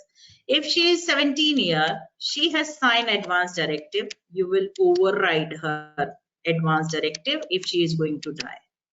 If it is not emergency, if emergency, do in best interest, because you are the one who is justifiable for it. And if there is time, always take the court opinion. So read the question carefully. Remember this, less than 18, they have right for treatment, but don't have the right to die. They cannot die. Okay. 18 year and above, nobody can give the consent on their behalf. If they have given advance directive, don't resuscitate me, that means don't resuscitate me. If you have given blood to her or resuscitate her, later on she will go in court and sue you. And this is the assault against her or battery. And you have to pay, or they will give you punishment. So remember this. But less than 18, they don't, because they are ward of the court that I told you. So the age is very important in Jehovah's Witness. Don't jump on advance directive directly. Don't jump on directly respect her wish. Think and see the age of the patient. A woman came at 41-week gestation. You offered her IOL, but she denied. Yeah, right. So monitor her twice weekly CTG and amniotic fluid assessment, because it's her autonomy that she can refuse. She don't want to have the induction. So what is autonomy? The principle of respect for the person and of individual self-determination consistent with that principle. As most commonly defined, autonomy points in the direction of personal liberty of action in accordance with the plan chosen only by oneself. So you have to follow. Now these are very important points that you should know. A young girl refused treatment, parent can still consent. So if young girl, like less than 18, she refused treatment, the parent can consent. If a Grilly competence, Fraser and Grilly are same, okay? These are not different. Grilly competent female minor refuses treatment, parent may overrule. If there is a major disagreement between the minor and parents, a court ruling may be sought. There's a disagreement between the minor and parent, then you will take the court ruling. If parent refuses treatment for life-threatening illness, like the parents are Jehovah's Witness, okay, now she's the mother and father are telling, even my girl will die, don't give the blood, and she is 17-year-old, then what you will do? You will override. So if parent refuses treatment for life-threatening illness and young girl is at the grave risk, treatment is recommended, even if this treatment is recommended. So always remember, less than 18 don't have the right to die. So trust is placed at the risk of battery charges, even it is assault. Consider a second opinion if death is not imminent. So remember this, if patient is bleeding, ongoing bleeding, just override her advance directive, give her the blood. If she is 17 years. If she is 18 years, don't do anything, let her die. Okay. And if time is there, then consider a second opinion. Parents can consent for a girl's treatment. People with the parental authority can consent for the treatment.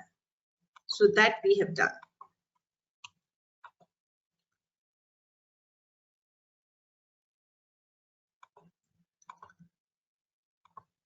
Dr. Parent, the battery the battery charging, it means like overriding the consent? Battery. Sorry, I'm not able to They want, understand. yeah, also they want, what was the word battery something, battery. What is that? It is like overriding the minor person consent? Yeah, battery, yeah. Yeah, battery is the assault. You are doing something that is against the patient wish. That is a battery. So they, Okay. it is punishable act for the teachers. Yeah, they will sue you. Like the patient, 18-year-old Jehovah Witness, she has given advance directive and you have override her advance directive. You have transfused her blood. Now she survived. Now she will go in court and take you in court for punishment. Why you have given me blood? I have given you advance directive. So that And is this, for it. So because she's above 18. Okay. Yeah, 18, you cannot give anybody, no one can give consent, only court. If parents disagree with each other, court involvement may be needed. In case of termination of pregnancy with girl under 16 years, the clinician should not contact the parent of the child unless the child agrees clinician to do this. That is also confidentiality issue. So always remember, that is if she has not given you consent to contact my parent, you will not contact. You will give her contraception services. You will give her the abortion services. If parent of a girl are not or have never been married, only the mother automatically have the legal parental responsibility. So remember this. If they are not married, they are partner only. So mother is responsible, biological mother. Okay. An unmarried father have the full automatic parental responsibility and the right over his child only when his name appear on the girl's birth certificate. So that is necessary. If they are unmarried, so the birth certificate should have the name of the father. Then the unmarried father is responsible, otherwise not. Child was registered on the after 4th May 2006. Although the father may acquire the equivalent status by order or agreement or marrying the mother of the child. Divorce does not annul the father's right. If they are married first and the girl's certificate have the father's name, then the father, and they divorce now. But father is responsible for this. The father can give the consent. Doctor, there is one question in book Rekha, that girl is 15 years old having dermoid and she is advised laparoscopy. So consent of the patient girl alone is sufficient or mother consent is also needed? No need. If the girl is able, if mother is available there, take the consent of the mother. Okay. If mother is not available there, the girl's consent is enough. Even the 13-year-old girl can give the consent. So okay, thank you, doctor. Okay. Now, ward of court, a minor under 18 who is subject of the wardship order, the order ensures the court has custody with day-to-day care carried out by an individual or local authority. As long as minor remain a ward of court, all decisions regarding minor's upbringing must be approved by the court. Example, transfer to the different school or medical treatment. So that's why I told you they are refusing. There's no need of abortion. Whenever the baby will deliver, the baby will be the ward of court. They will take the baby from the girl. Or can you explain this? Yeah. The previous slide. These are for the orphan or the ward of the court. Okay, so a minor under 18 who is the subject of wardship order, the order ensures the court has custody with day-to-day care carried out by an individual. Like the woman teenage pregnancy, 15-year-old, as we are discussing, that is the mental trauma, physical trauma, but they will take care of everything. As the baby will deliver, they will take the baby and the baby will the ward of court. That the child of the court. The court will take care of the baby, everything, and they will provide everything. Okay, ma'am. Thank you. Yeah. Yes. You are asking some question? No. Okay. Not a problem. Okay, our next question, patient Down syndrome with HMB affecting her quality of life, accompanied by her mother, who agreed to offer Mirna to her daughter. You discuss the mother and patient about the Mirna, pros and cons.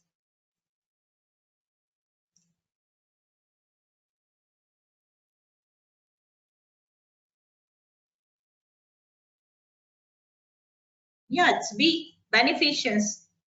So, no, it's not autonomy. It is beneficence because you are working for the beneficence of the girl. So beneficence, moral principle that one should help other further that their important and legitimate interests, either as those person understand them, respecting autonomy, or as we conceive them, paternalism. What is paternalism? That is like, yeah, for hysterectomy, you will not go because it is going to make a woman infertile, even she is mentally retarded or the Down syndrome. So for that girl, you need the court order. Remember this, hysterectomy you are not going to do, but Mirna you can insert. In most theories, one is obligated to act to benefit other when one can do so with the minimal risk. So remember, that is a minimal risk. Inconvenience or the expenses. It's not a severe risk. So severe risk, you need a court order. Pregnant at 36 weeks, ask for induction because her husband will travel somewhere and you refuse to offer her induction. This is your autonomy. But for the patient,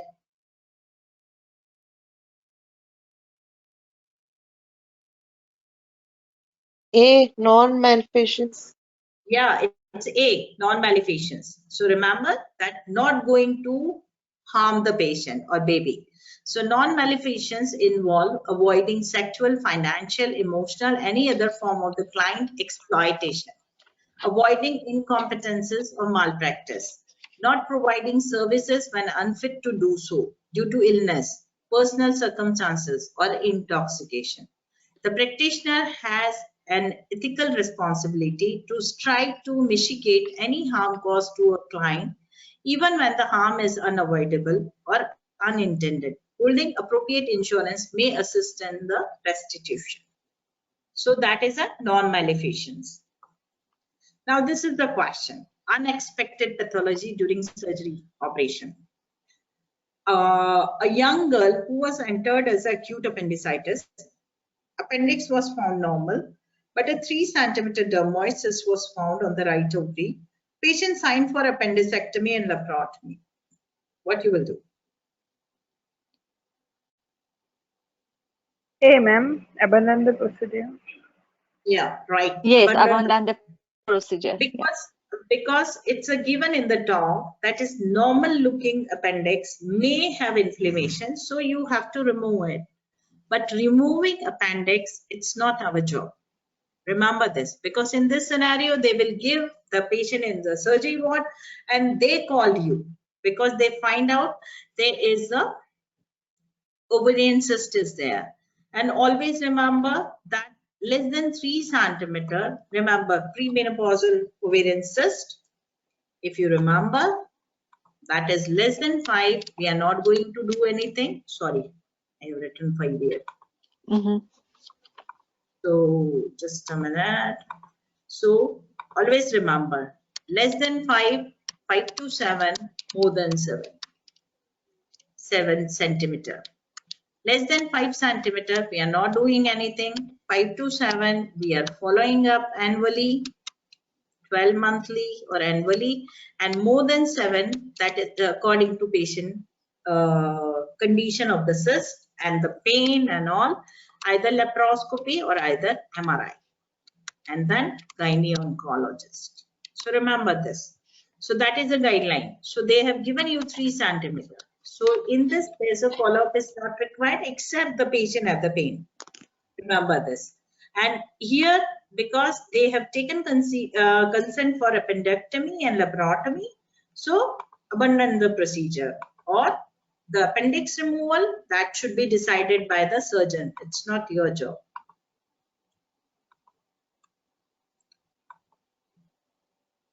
That's okay. Yeah, this is the one. Occasionally, you may be in the position where the surgical problem arises that you have been anticipated and as such has not been discussed with the woman before anesthesia. So even you have to do second surgery, not a problem. Let her wake up, tell her whenever she is in the phase when she is able to grasp the information you are going to give her. Then give her information again and then do second surgery. In these cases, it is the doctor's responsibility to the woman to act in the good faith or in her interest. As a junior, such situation should always be referred to the senior colleague, like ruptured ectopic. So it is a life-threatening condition you are going to remove. Even it is a ectopic, it is an intact ectopic, you are going to remove because it's a life-threatening condition. But what happens when you are the senior colleague? In these circumstances, it can be useful to discuss the case with a fellow colleague, that is a consultant, to gain a second opinion. Now, this is for the free mock. You will send me the mail over the beatmrcog@gmail.com. We will send you that after 20. Okay. Next course, I am starting from 2nd July. So whoever interested can join me.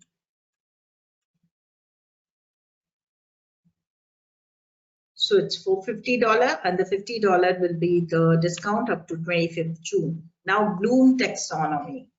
What is Bloom taxonomy of the educational objective?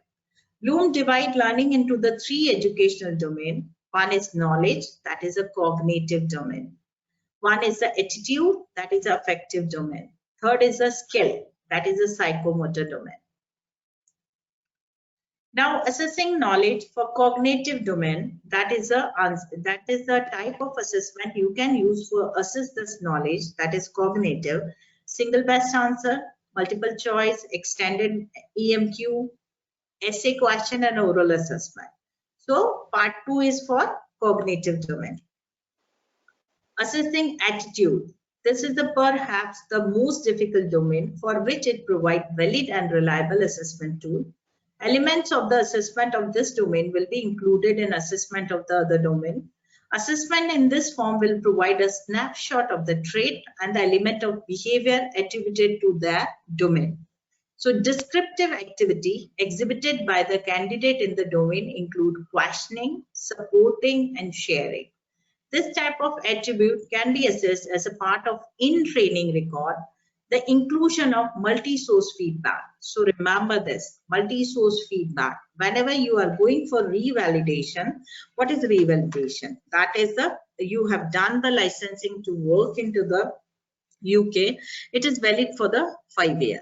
And there is one thing is there, one is appraisal that we are not going in detail. So just I will give you a highlight so you can understand what is this. So one is the license. After doing MRCOG, you have to do the English test, that is OET. Then you are eligible for the licensing in the GMC registration. Every year you have to do appraisal. What is appraisal? That is your educational supervisor sit with you at least 2 times in a year. They will you will discuss with them what you want to achieve this year, how you will achieve, and it should be the achievable target. So every year you will do appraisal. After 5 years you have to do the revalidation. So remember, that is a renewal of the license and you require 5 appraisal and you require TO1 and TO2. That is a team observation. These are the feedback. Feedback you require from your patient, your midwife, your healthcare professional, your consultant, your specialist, your colleague. Everyone will give you this TO1 and TO2. That is a team observation 1 and 2 feedback form. And you require at least 10 forms. So that is a multi-source feedback. So that is a multi-source feedback. And whenever there's they will give you scenario of the rude trainee, then as you have gone and you have make a report of the root training, they will take the multi-source feedback. They will take feedback from all. They are not going to hang the person on the same day. So remember this. Now, assessing skill, that is a psychomotor domain. Remember, it is a part of the OSET. It is not a part of notes. Because there is one question I have seen in the groups, they are giving the answer is a notes. It's not a notes. Psychomotor domain is assessing your clinical skill. So performance-based assessment become established at the undergraduate level with the, for example, use the OSCE format. Assessing large number of students objectively in standard situation. Performance-based assessment is competence-based assessment. In this enable judgment of the student performance in achieving pre-specified learning outcome, including technical skills. Performance-based assessment not only tests a wide range of knowledge, skill, and attitude, but also how well they are integrated in the practice. So this is for the clinical knowledge.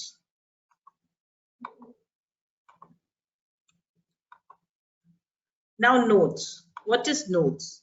Notes is the non-technical skill for the surgeon. There's two notes are available that nowadays it is used in the OBGY.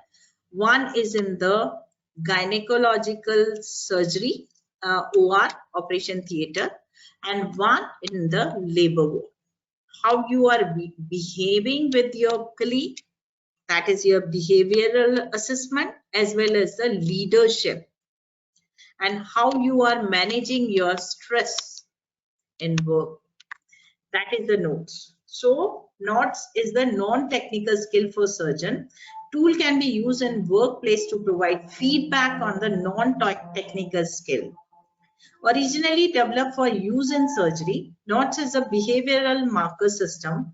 It has been adapted to use in ONG now. It is a formative tool. It is not a summative tool. Remember, it is a formative tool and can be used for any training level, ST1 to ST7, across a variety of clinical settings. Non-technical skill include social skill, that is a communication, team working, and leadership. Cognitive situational awareness and decision making, that like PPH is going on, then what you will do, how you will do the teamwork, how you will going to assign the work, that is you will tell the one midwife to sit and document, one midwife you will tell that to put the two cannula, one you will tell take the sample, anesthetically you will tell that is a help me in the resuscitation. So that is a decision making and leadership. Personal factor, for example, ability to manage stress and cope with the fatigue. That is in the stress, how you will manage your stress and cope with the fatigue. So this is the notes. The need of notes in the ONG. So notes include situational awareness, decision making, communication and teamwork, leadership and command. It is not the psychomotor skill. So current workplace-based assessment such as OSET further focus on the knowledge and technical skill. So OSET is based on the knowledge and the technical skill, how you are performing your method, like episiotomy, like cesarean section, hysterectomy. That is for that OSET is required. Team observation form that I already explained you, TON and TO2 covers some aspect of non-technical skill, but the feedback is not immediate. The advantage of notes is that this tool use language to address the human factor, provide immediate and specific feedback on the non-technical skill. So TO1 and TO2 also feedback form, but that is not the immediate, that is later on. And this notes provide the immediate and specific feedback on the non-technical skill. Now, example of the behavioral marker. Example of the good behavior include introducing self to new member of the team, that you will learn in part 3, ensuring that the delegation of task is appropriate. As I told you, like PPH is going on, as you will enter in the room, you will introduce yourself. I'm Dr. Yasmin, I am ST5 here, and I came because that is a pager. So like this, you will introduce yourself. Then after you will ensuring delegation of task is appropriate, giving credit for the task that has been performed well. So always appreciate. Remaining calm under pressure, engaging with WHO timeout, sign out for all the theater cases, that is a WHO checklist.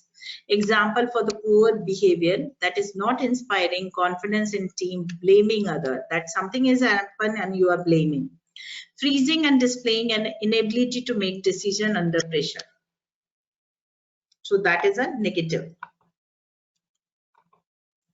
Now, example of the behavioral marker in gynecological surgery. Remember, notes are used at the 2 places. One is labor ward, one is gynecological surgery. Example of the good behavior include same, engaging fully with the WHO meeting and time out and sign out, clearly following theater protocol, providing feedback to the other team member, remaining calm under pressure, emphasizing the urgency of situation, making appropriate decision under pressure. Example of poor behavior, that is failing to observe a standard, breaking theater protocol, freezing under pressure, and losing temper, that you are not able to work under the stress.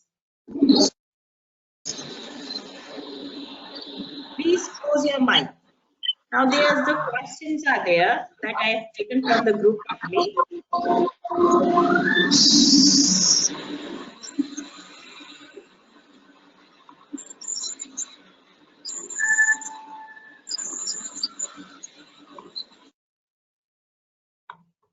I have to mute one.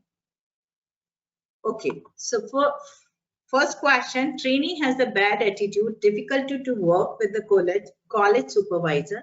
Inform what type of assessment tool method to be deal with situation.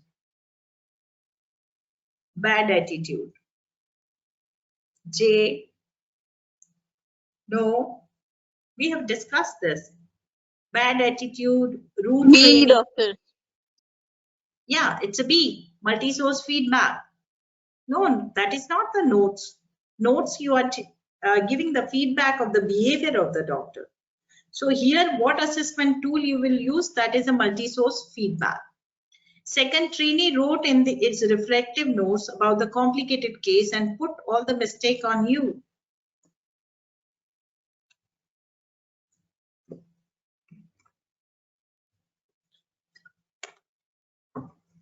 Now what? That always finishing the anything, then always write down the reflective notes. And he don't know how to write. So that's F. F is reflection. Yeah, that's right. It is a reflection is needed. Again, he need to do reflective learning, how to write the notes. So remember this, that is a trainee wrote in his reflective notes about complicated case and put all the mistake on you. That's mean he is not able to write the proper reflective notes.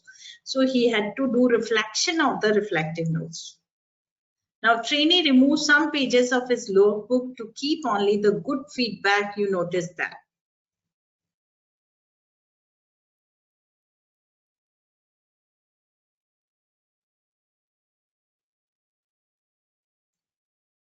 He removed negative marks.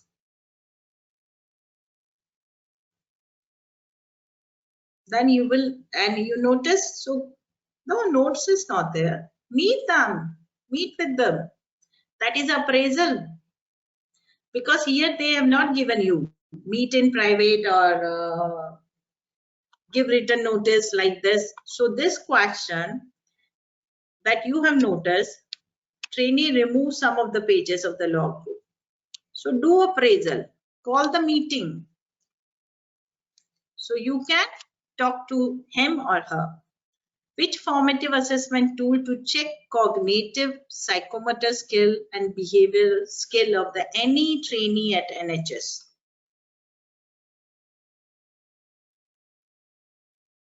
It's not notes. D. OSAT. It's OSAT. Yeah. So it is OSAT. That I want to correct it, because most of the group I have seen, everybody is answering notes. Psychomotor skill. Remember, it's a surgical skill.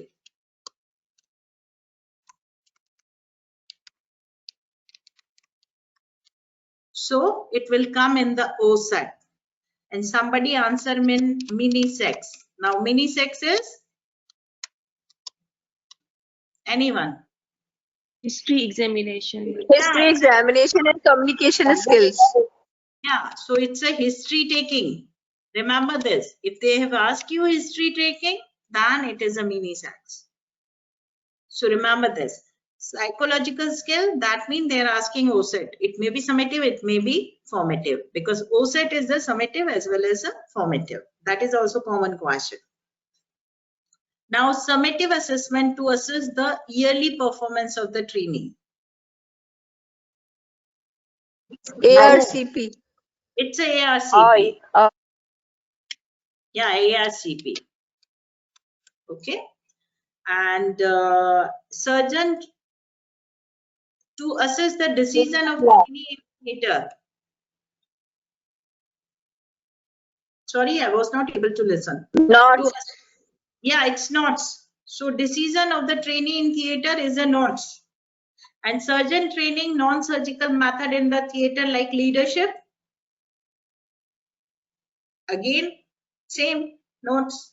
Notes. So remember, decision making in theater, leadership in theater, it is notes. So it's easy. That's why I kept all the slides. So I think it's easy. Anybody have question in this? Ma'am, No. ma'am, answer of question number 2. 2. Yeah. Trainee wrote in his reflective notes about complicated case and put all the mistake on you. And always remember, in NHS, they are not, sorry. They are doing incident reporting, they are doing risk management, but they are anonymizing the patient name as well as the doctor name. They are not blaming anyone. If something has happened, some complication will happen, they will treat them and they will learn from them. So that's the one, because reflective learning is required. What is reflective learning? The person should know how to write the reflection. So reflective notes. So that's why it is a reflection again. Okay. That is the person should know how to write the notes. So Now Doctor, sorry, Dr. Yasmin, a question, sorry, can you return to the previous, the few questions? That question, Doctor, number 5, summative assessment to assess yearly, this is appraisal, Doctor, the answer? No, ARCP. That's why I was doubtful. Okay. That's why. Oh, that is good. I ask you. Okay. Okay. Now next question. You are an ST4 doing night duty with the new foundation year 2 doctor. He has been working fairly independently when seeing patient in maternity triage. The midwife tells you that she has concern about the FY2 as he does not examine the patient before discharging. As the labor ward is fairly quiet and you suggest seeing the next patient together as an opportunity for the workplace-based assessment, the FY2 dismisses the patient's complaint and does not examine her appropriately. You notice he is clearly unable to perform a speculum examination. After completing the consultation, yourself you ask the doctor about his confidence with the speculum examination. He states that he does not need any help and walks away. What is the single most appropriate course of action? Now, what you will do for this? C. So, establish who is the FY2 educational supervisor and meet with him and her at the end of your shift. So, always remember that you have to find out. That is what is the problem with this. So, always contact with the educational supervisor. Next, Okay. you are Dr. the Yasmin here, Dr. Yeah. Yasmin, the question here for me is that when to inform the educational supervisor, when to inform the HOD, when to inform the director, and it's really confusion, and when to inform the Okay. GMC. That we will discuss. First, always when something like this question is there, I told you there's a two type of question, yes and no, and critical thinking. So that anything they have given, remember, first you will find out the cause, why it is happening. Okay. Even the person is alcoholic, you will find out, you will sit with him and find out why you are doing this. Maybe he has some family problem, maybe he has broken from, or he or she is broken from his affair like this, maybe financial problem, maybe there's overburden, not able to cope with the stress. So you have to find out the cause first. Second is come with the educational supervisor always. And whenever there is a patient safety is matter, then go for the deanery. Don't jump to the GMC directly. Okay, that is not your job to directly jump to the GMC. First is the educational supervisor, then deanery, and then they will decide what they will do. So like this question you will do. Okay, that we will do. There's one question is there. Ma'am, for patient safety, what to inform? Yeah, if the patient safety is involved, then you will go to the higher level as much as possible, because that is your hospital director. Okay, so first educational supervisor, then your consultant, or there's a that is a deanery that you will involve when the patient safety is breached. Remember this, otherwise you will find out the cause. So you are the ST3 performing an elective cesarean section. The anesthetic registrar on call seems to be unwell. You notice that smell of alcohol and just sweating profusely. When he draws up the local anesthetic, you notice that he is trembling. You ask to speak to him in private. Ask if he is unwell. That you will do fast. You explain your concern and he storm off and continue with the preparing his spinal anesthetic equipment. Now what you will do? What is the most appropriate next step? Now he is not listening. You will ask him in private also, but he is going to give the anesthesia to the patient. So here is the matter of patient safety.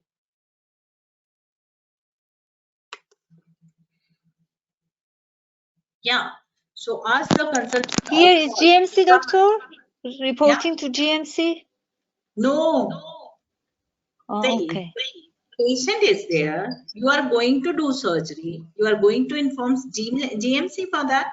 No, that is your consultant on call.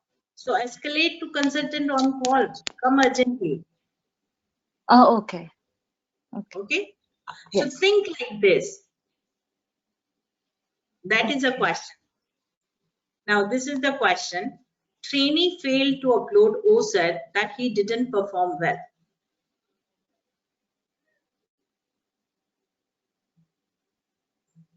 I have not taken the OSET, but I will give you the idea of OSET.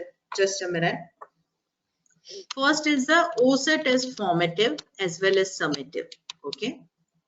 What is formative? That is for learning, and you are getting the only feedback.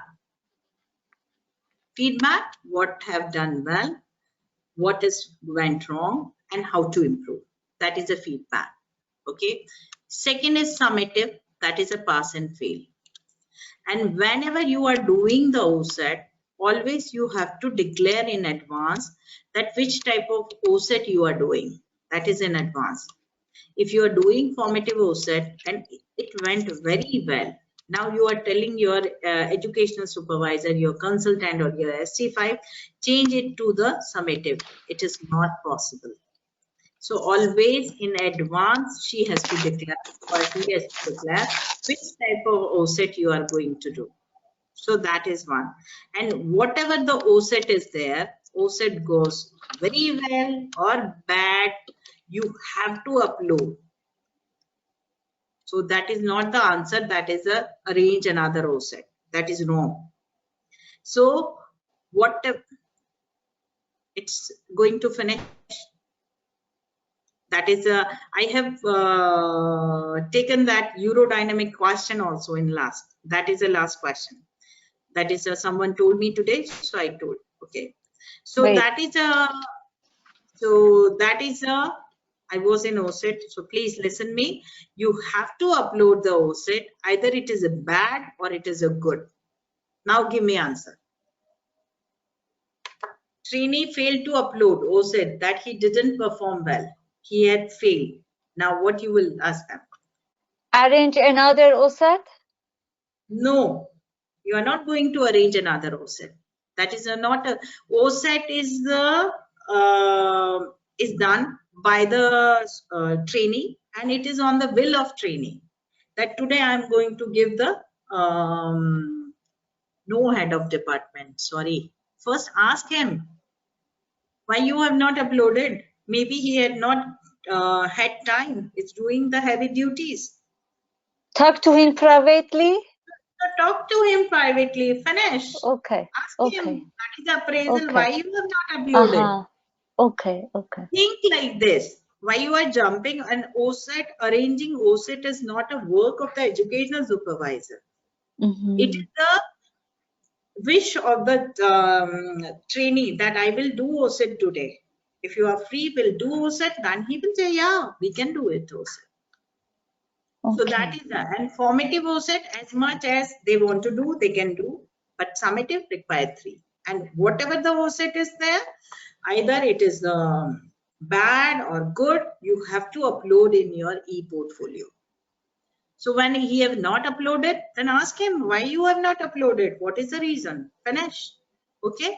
First is this. Now you have got feedback from other trainee and hospital staff. The trainee is rude to other staff. Choose the best way to give feedback to trainee. This question will come definitely because 3 times we have done. So give me answer. Yeah. Another trainee and multi-source feedback. Yeah, multi-source feedback. So I take see. Yeah. Ask all. That is the I am telling. That is rude. Maybe I am rude. He is not rude. Ask all the person. Take from the feedback from all person how he is doing with you. So that is the one thing. Okay. So multi-source feedback. ST2 trainee alcoholic. S2 trainee. Alcoholic.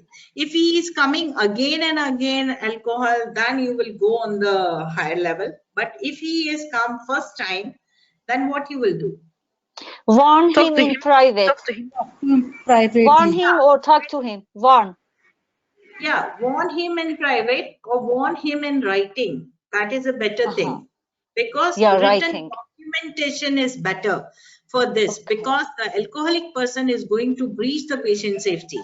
If he will treat the patient, if he will deliver the patient, or if something they will do the patient, they may be wrong. So that is warn him in writing. So documentation should be there. If second time he will come, you can give the documentation that we have done this before also. I have warned this person before. Okay.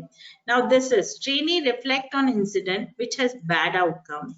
You have been involved in the incident and you notice that information mentioned by trainee is incorrect.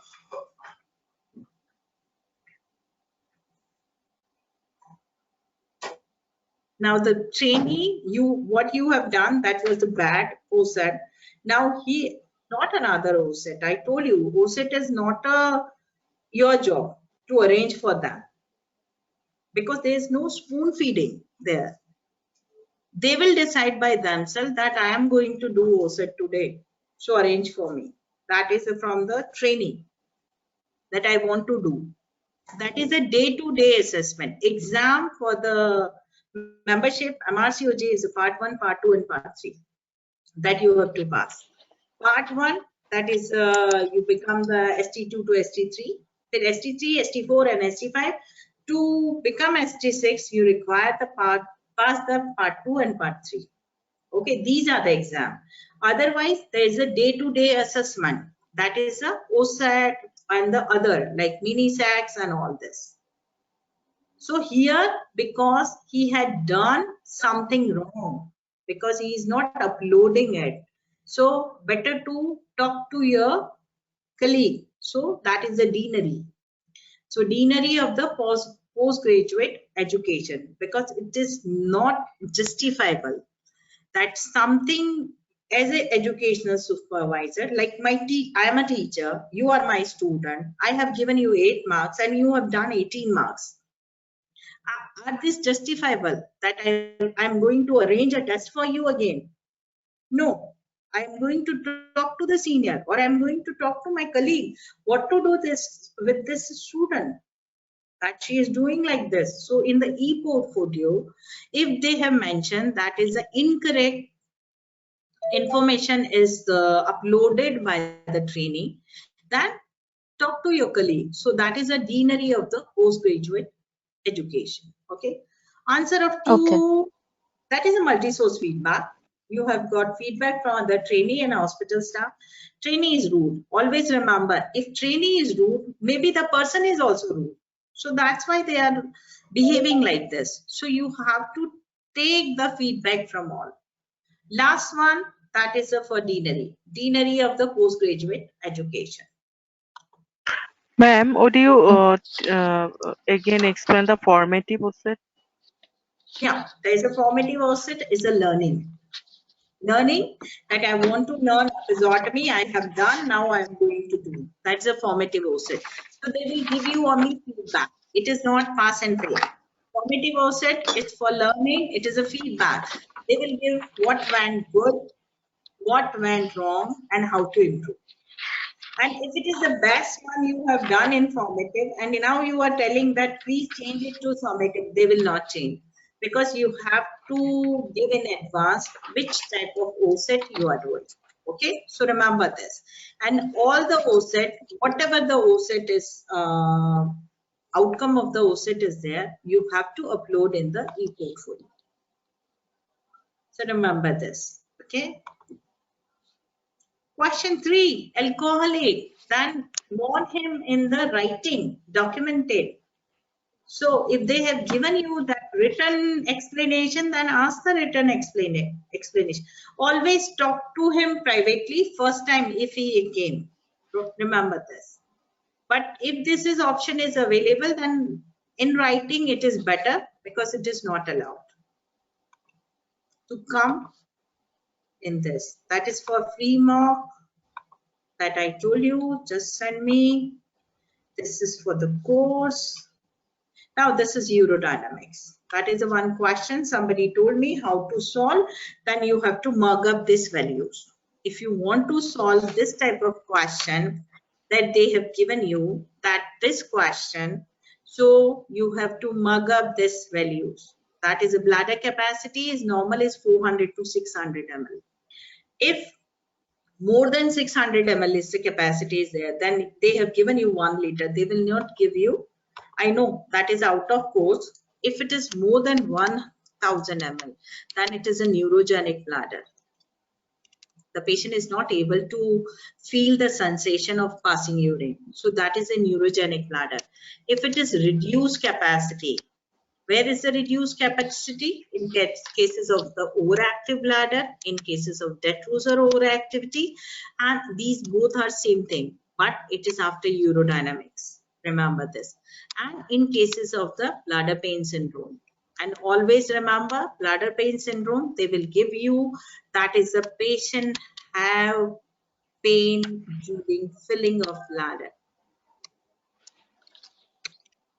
Filling phase, filling of bladder. Patient is not able to bear this pain. And as she passes the urine, pain will go away. So that is a bladder pain syndrome. Otherwise, they are not asking this. They are mostly asking this is the bladder capacity is reduced, overactive bladder. But BPS they are asking. So remember this, that is a patient have the pain with the filling of bladder. Now, detrusor pressure should be less than 15 centimeter of water in the filling phase. If it is more than 15 centimeter of water, that means it is a detrusor overactivity or overactive bladder. Less than 70 during the voiding phase, that's normal. And more than 70, again it is a overactive bladder or the detrusor overactivity. Peak flow rate, it's more than 15 ml per second. If it is less than this, that means there is an obstruction is there, or there may be the stricture is there. Flow time, 15 to 30 seconds. If it is increased, that again is the stricture or the obstruction. Q maximum 25 ml per second, and residual volume, it's 50 ml. So in the one TOG, it is given into the acceptable up to 100 ml. So TOG is given, it is up to 100 ml. So now we will do that question. And remember, this is the table, that is a symptom. They will give you one scenario symptom. Overactive bladder symptom, that is the urgency. That is a very common question. Overactive bladder symptom calmness is the urgency, frequency, nocturia, urge leakage. That is after urodynamics, the diagnosis will change. That is the DO, detrusor overactivity. Before that, overactive bladder. If they have given you detrusor overactivity, then go for detrusor overactivity, because this is the recall question. Remember this. And why urodynamic definition? Involuntary detrusor contraction during filling phase, which may be spontaneous or provoked, and the pressure will be more than 15 centimeter in filling phase. Stress urinary incontinence, leakage with coughing, sneezing, or exertion, or the movement. And name will be changed after urodynamics. Things are same. Remember this, same thing. That is a stress urinary incontinence, but name will be changed after urodynamics. That is a urodynamic stress incontinence, because they will give you both option in exam. And if you will do SUI, the answer is wrong. If they have done urodynamics, the name will change. Involuntary leakage of urine during increased abdominal pressure in the absence of detrusor contraction. Now this is the question, this is the EMQ. So we'll do both. So first one is the first desire at the 90 ml, bladder volume 200, which is reduced. Detrusor pressure is the 30. Okay. Flow rate is normal. PVR is the 50. Now tell me, what is this?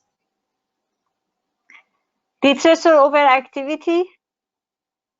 Yeah. So it's they have not given you detrusor overactivity. That is given. So it is a detrusor overactivity. They have given you both the option, overactive bladder and detrusor overactivity. Because we have done urodynamics, so it is a detrusor overactivity. Second one, 100 ml, first desire. Second is a bladder volume 300 ml. Still it is less. 30 is a detrusor pressure in filling phase and leakage on the stress, because this is a recall. Mixed UI. So it is a mixed UI, because it's given both detrusor overactivity as well as the leakage on the stress. Third one, first desire 150 ml, bladder volume 400 ml, but there is a continuous leak. Fistula. So it is a fistula. So remember this, it's very easy. If they have given you continuous leak, then it is a fistula. If they have given you that is detrusor pressure, it is more than 15 centimeter of water in filling phase, that is 30 they have given, and they have given you provoked leakage, that is dipping the hand into the cold water or listening the voice of the running water. The patient have the increase in detrusor activity and have the urge incontinence. Okay, and stress urinary incontinence, they always give you, there is a detrusor activity is normal. Pressure should be always less than 15 centimeter centimeter during filling phase, but patient with the coughing, laughing, sneezing, moving have the leakage. So that is a stress urinary incontinence. Stress urinary incontinence. To remember this. This is a question that is posted in the group. Yes, this is 3 questions we were discussing in the group, and now it's very clear, doctor. Thank you. You make it very easy. 22 Ma'am, is 15 centimeter water pressure during filling phase. in case overactive bladder, it is more than 15, and stress incontinence less than 15. Like Yeah, in stress urinary incontinence, what is happening? That is, the abdominal pressure is increasing, vesical pressure is increasing, but detrusor pressure is remain normal. I will show you. Okay, that is one thing. First of all, there's a 3 readings are there. Okay, whenever there's a urodynamics chart is there, what you will see? Always look over the detrusor. Okay, so see detrusor pressure. If detrusor pressure is less than 15 centimeter of water in filling phase, voiding is 70. So remember this, 15 and 70. If it is normal, that means there is no detrusor activity, no detrusor or activity. Then we'll see the abdominal pressure and the vesical pressure. If both are increased and the patient have leakage, that means it is the SUI, stress urinary incontinence. And always remember, it is the diagnosis before the urodynamics. After urodynamics is the urodynamic stress urinary incontinence. Name also important. These questions are very easy, but you have to make it crisp. Knowledge should be crisp, because stress urinary incontinence is the symptom. It is before the urodynamic test you have done. After urodynamic, they will just make it change the name, thing will remain same. So that you have to opt from the options, and they will give you Doctor, both. that was exactly my doubt in the last January exam, because both options were there in the answers. It was SUI and it was dynamic. I didn't know which one I should choose, because for me it sounds both are the same. That's why now I learned. Yeah, I learned from you. Yeah, now I know. So both things are same. Always remember, things are same, but the name before urodynamics I will make here because it's easy. That is SUI before urodynamics. As you have done urodynamics, it's urodynamic stress urinary incontinence. OAB before urodynamics. As you have done urodynamics, now it becomes detrusor overactivity, and they will give you both options. So choose it wisely. Choose it wisely. Now this is the question. Now do it. First one. That is the first sensation 90. Bladder capacity is 250. It is reduced. Post-void residual urinary volume is 100 cc. That is according to TOG is normal. Flow rate 30. Detrusor pressure during filling phase 30. This is overactive because it's increased pressure of the detrusor. It should be 15. So there is not given, detrusor overactivity is not given. So it is not given. So overactive bladder. Yeah, because they have not given. Otherwise, the answer is a detrusor overactivity. Because this is the recall question. So whatever they have recalled, they are writing. So remember this. Now next one, first sensation 100, bladder capacity 300, post void is 50, flow rate 20, detrusor pressure 30, and leakage on provocation no. Leakage on there is no leakage. Okay. Detrusor overactivity. Yes, detrusor overactive. So remember in exam, it's very important. Believe in yourself. You have the same answer for 2 questions or 3 questions. Okay, don't jump. That it cannot be possible. The both questions are same. Only slight difference is there, and both having the same answer. So it is happen in exam. Remember, same two question may have Ibani EMQs, two question have the same answer. Now third one, it's easy. Pressurization 150 normal, that is good. Flow rate is continuous Again, that means the leakage, pressure increase. but the flow rate is decreased. Force voiding volume is good. Flow rate is decreased, and Which is the fifty. pressure of detrusor is good, and leakage on provocation Continuous is leakage per vagina. leakage. Where is that continuous leakage on vagina? Leakage on Continuous provocation, continuous leakage. So this is fistula. Yeah, this is fistula. This is fistula, yeah, because there is continuous, yeah. So continuous leakage mean that is a patient having the continuous leakage. So that Yeah. is a fistula. But Okay. detrusor pressure is also increased during Yeah, filling. yeah, 20 they have given. That is a recall question. Okay, so that's why. But otherwise, is 20 ml increase. But it's a continuous Uretrovaginal fistula, ma'am. the fistula. If they have given continuous leakage, that continuous leakage is there. That means there is a hole inside the bladder somewhere. Exactly. Yes. Okay. So that is a question because it's a recall question, so we don't know exact questions are there. Yes, exactly. Some parts maybe is missing. Yeah. Yeah. Ma'am, what is the answer key here? I don't know. I have Tell not seen that. uretrovesical. Active oral stress, overflow incontinence, acute urinary, chronic urinary retention, urogenic, uretrovaginal fistula. That is given uretrovaginal fistula.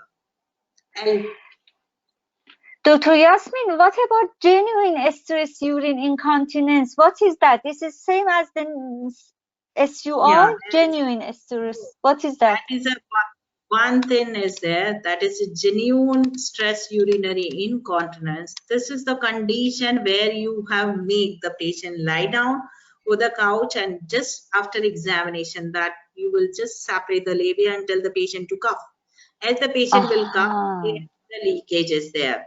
So that is a listen me completely. Genuine stress urinary incontinence. In this case, you can go for surgery without urodynamics. There's no need. That is only one indication is there where you can do surgery without urodynamics. That is a genuine stress urinary incontinence.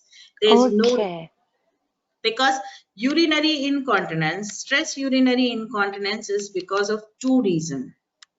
One is the hypermobility of urethra. Second is the intrinsic deficiency of urethra.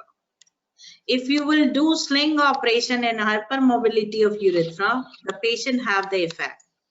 But if it is an intrinsic deficiency of urethra is there and you will do the surgery, the patient will not have the effect because this is the internal deficiency of the urethra. So remember this. So genuine stress urinary incontinence is the only condition where you will not do the urodynamics. You can go directly for the surgery. That is given in the guideline. Okay? Okay. Okay. Yes. Now, I think this is the last slide. So finish. Thank you. Any question? And anyone wants to do free mock, send me mail, and if want to join me, then contact. Okay. Thank you. Ma'am, where to send mail? It's a beatmrcog at the rate gmail.com.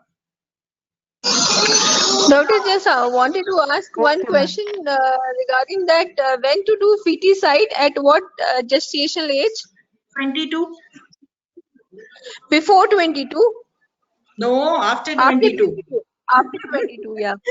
After 22 or 21? 22. It's a 21 plus 6. I told you 22. 22 means 21 plus 6 will not do. 22 we will do. Why they are doing feticide? Why they are doing feticide? Now tell me. Feticide we will do when there are twin twin transfusion, and we want to, or there is one twins with one with this anomalia. We want to No. terminate. Yes, In case of Sudha. abortion, Yeah, it is possible. I said more than 20. according to clause. Because they want to resuscitate the baby normally. So My that topic is is during the baby Rashmi. cycle. Everything Yeah, there are so many noises in the background. Noise. Okay, good night. Thank you, Dr. Yasmin, very much. Thank Thank you you so much. very much, ma'am. So kind of you. It was a great effort, Doctor. Bless you, God. Thank you. Okay, thank you. Bless you, really. We appreciate. Thank you. Good night, ma'am. Good night.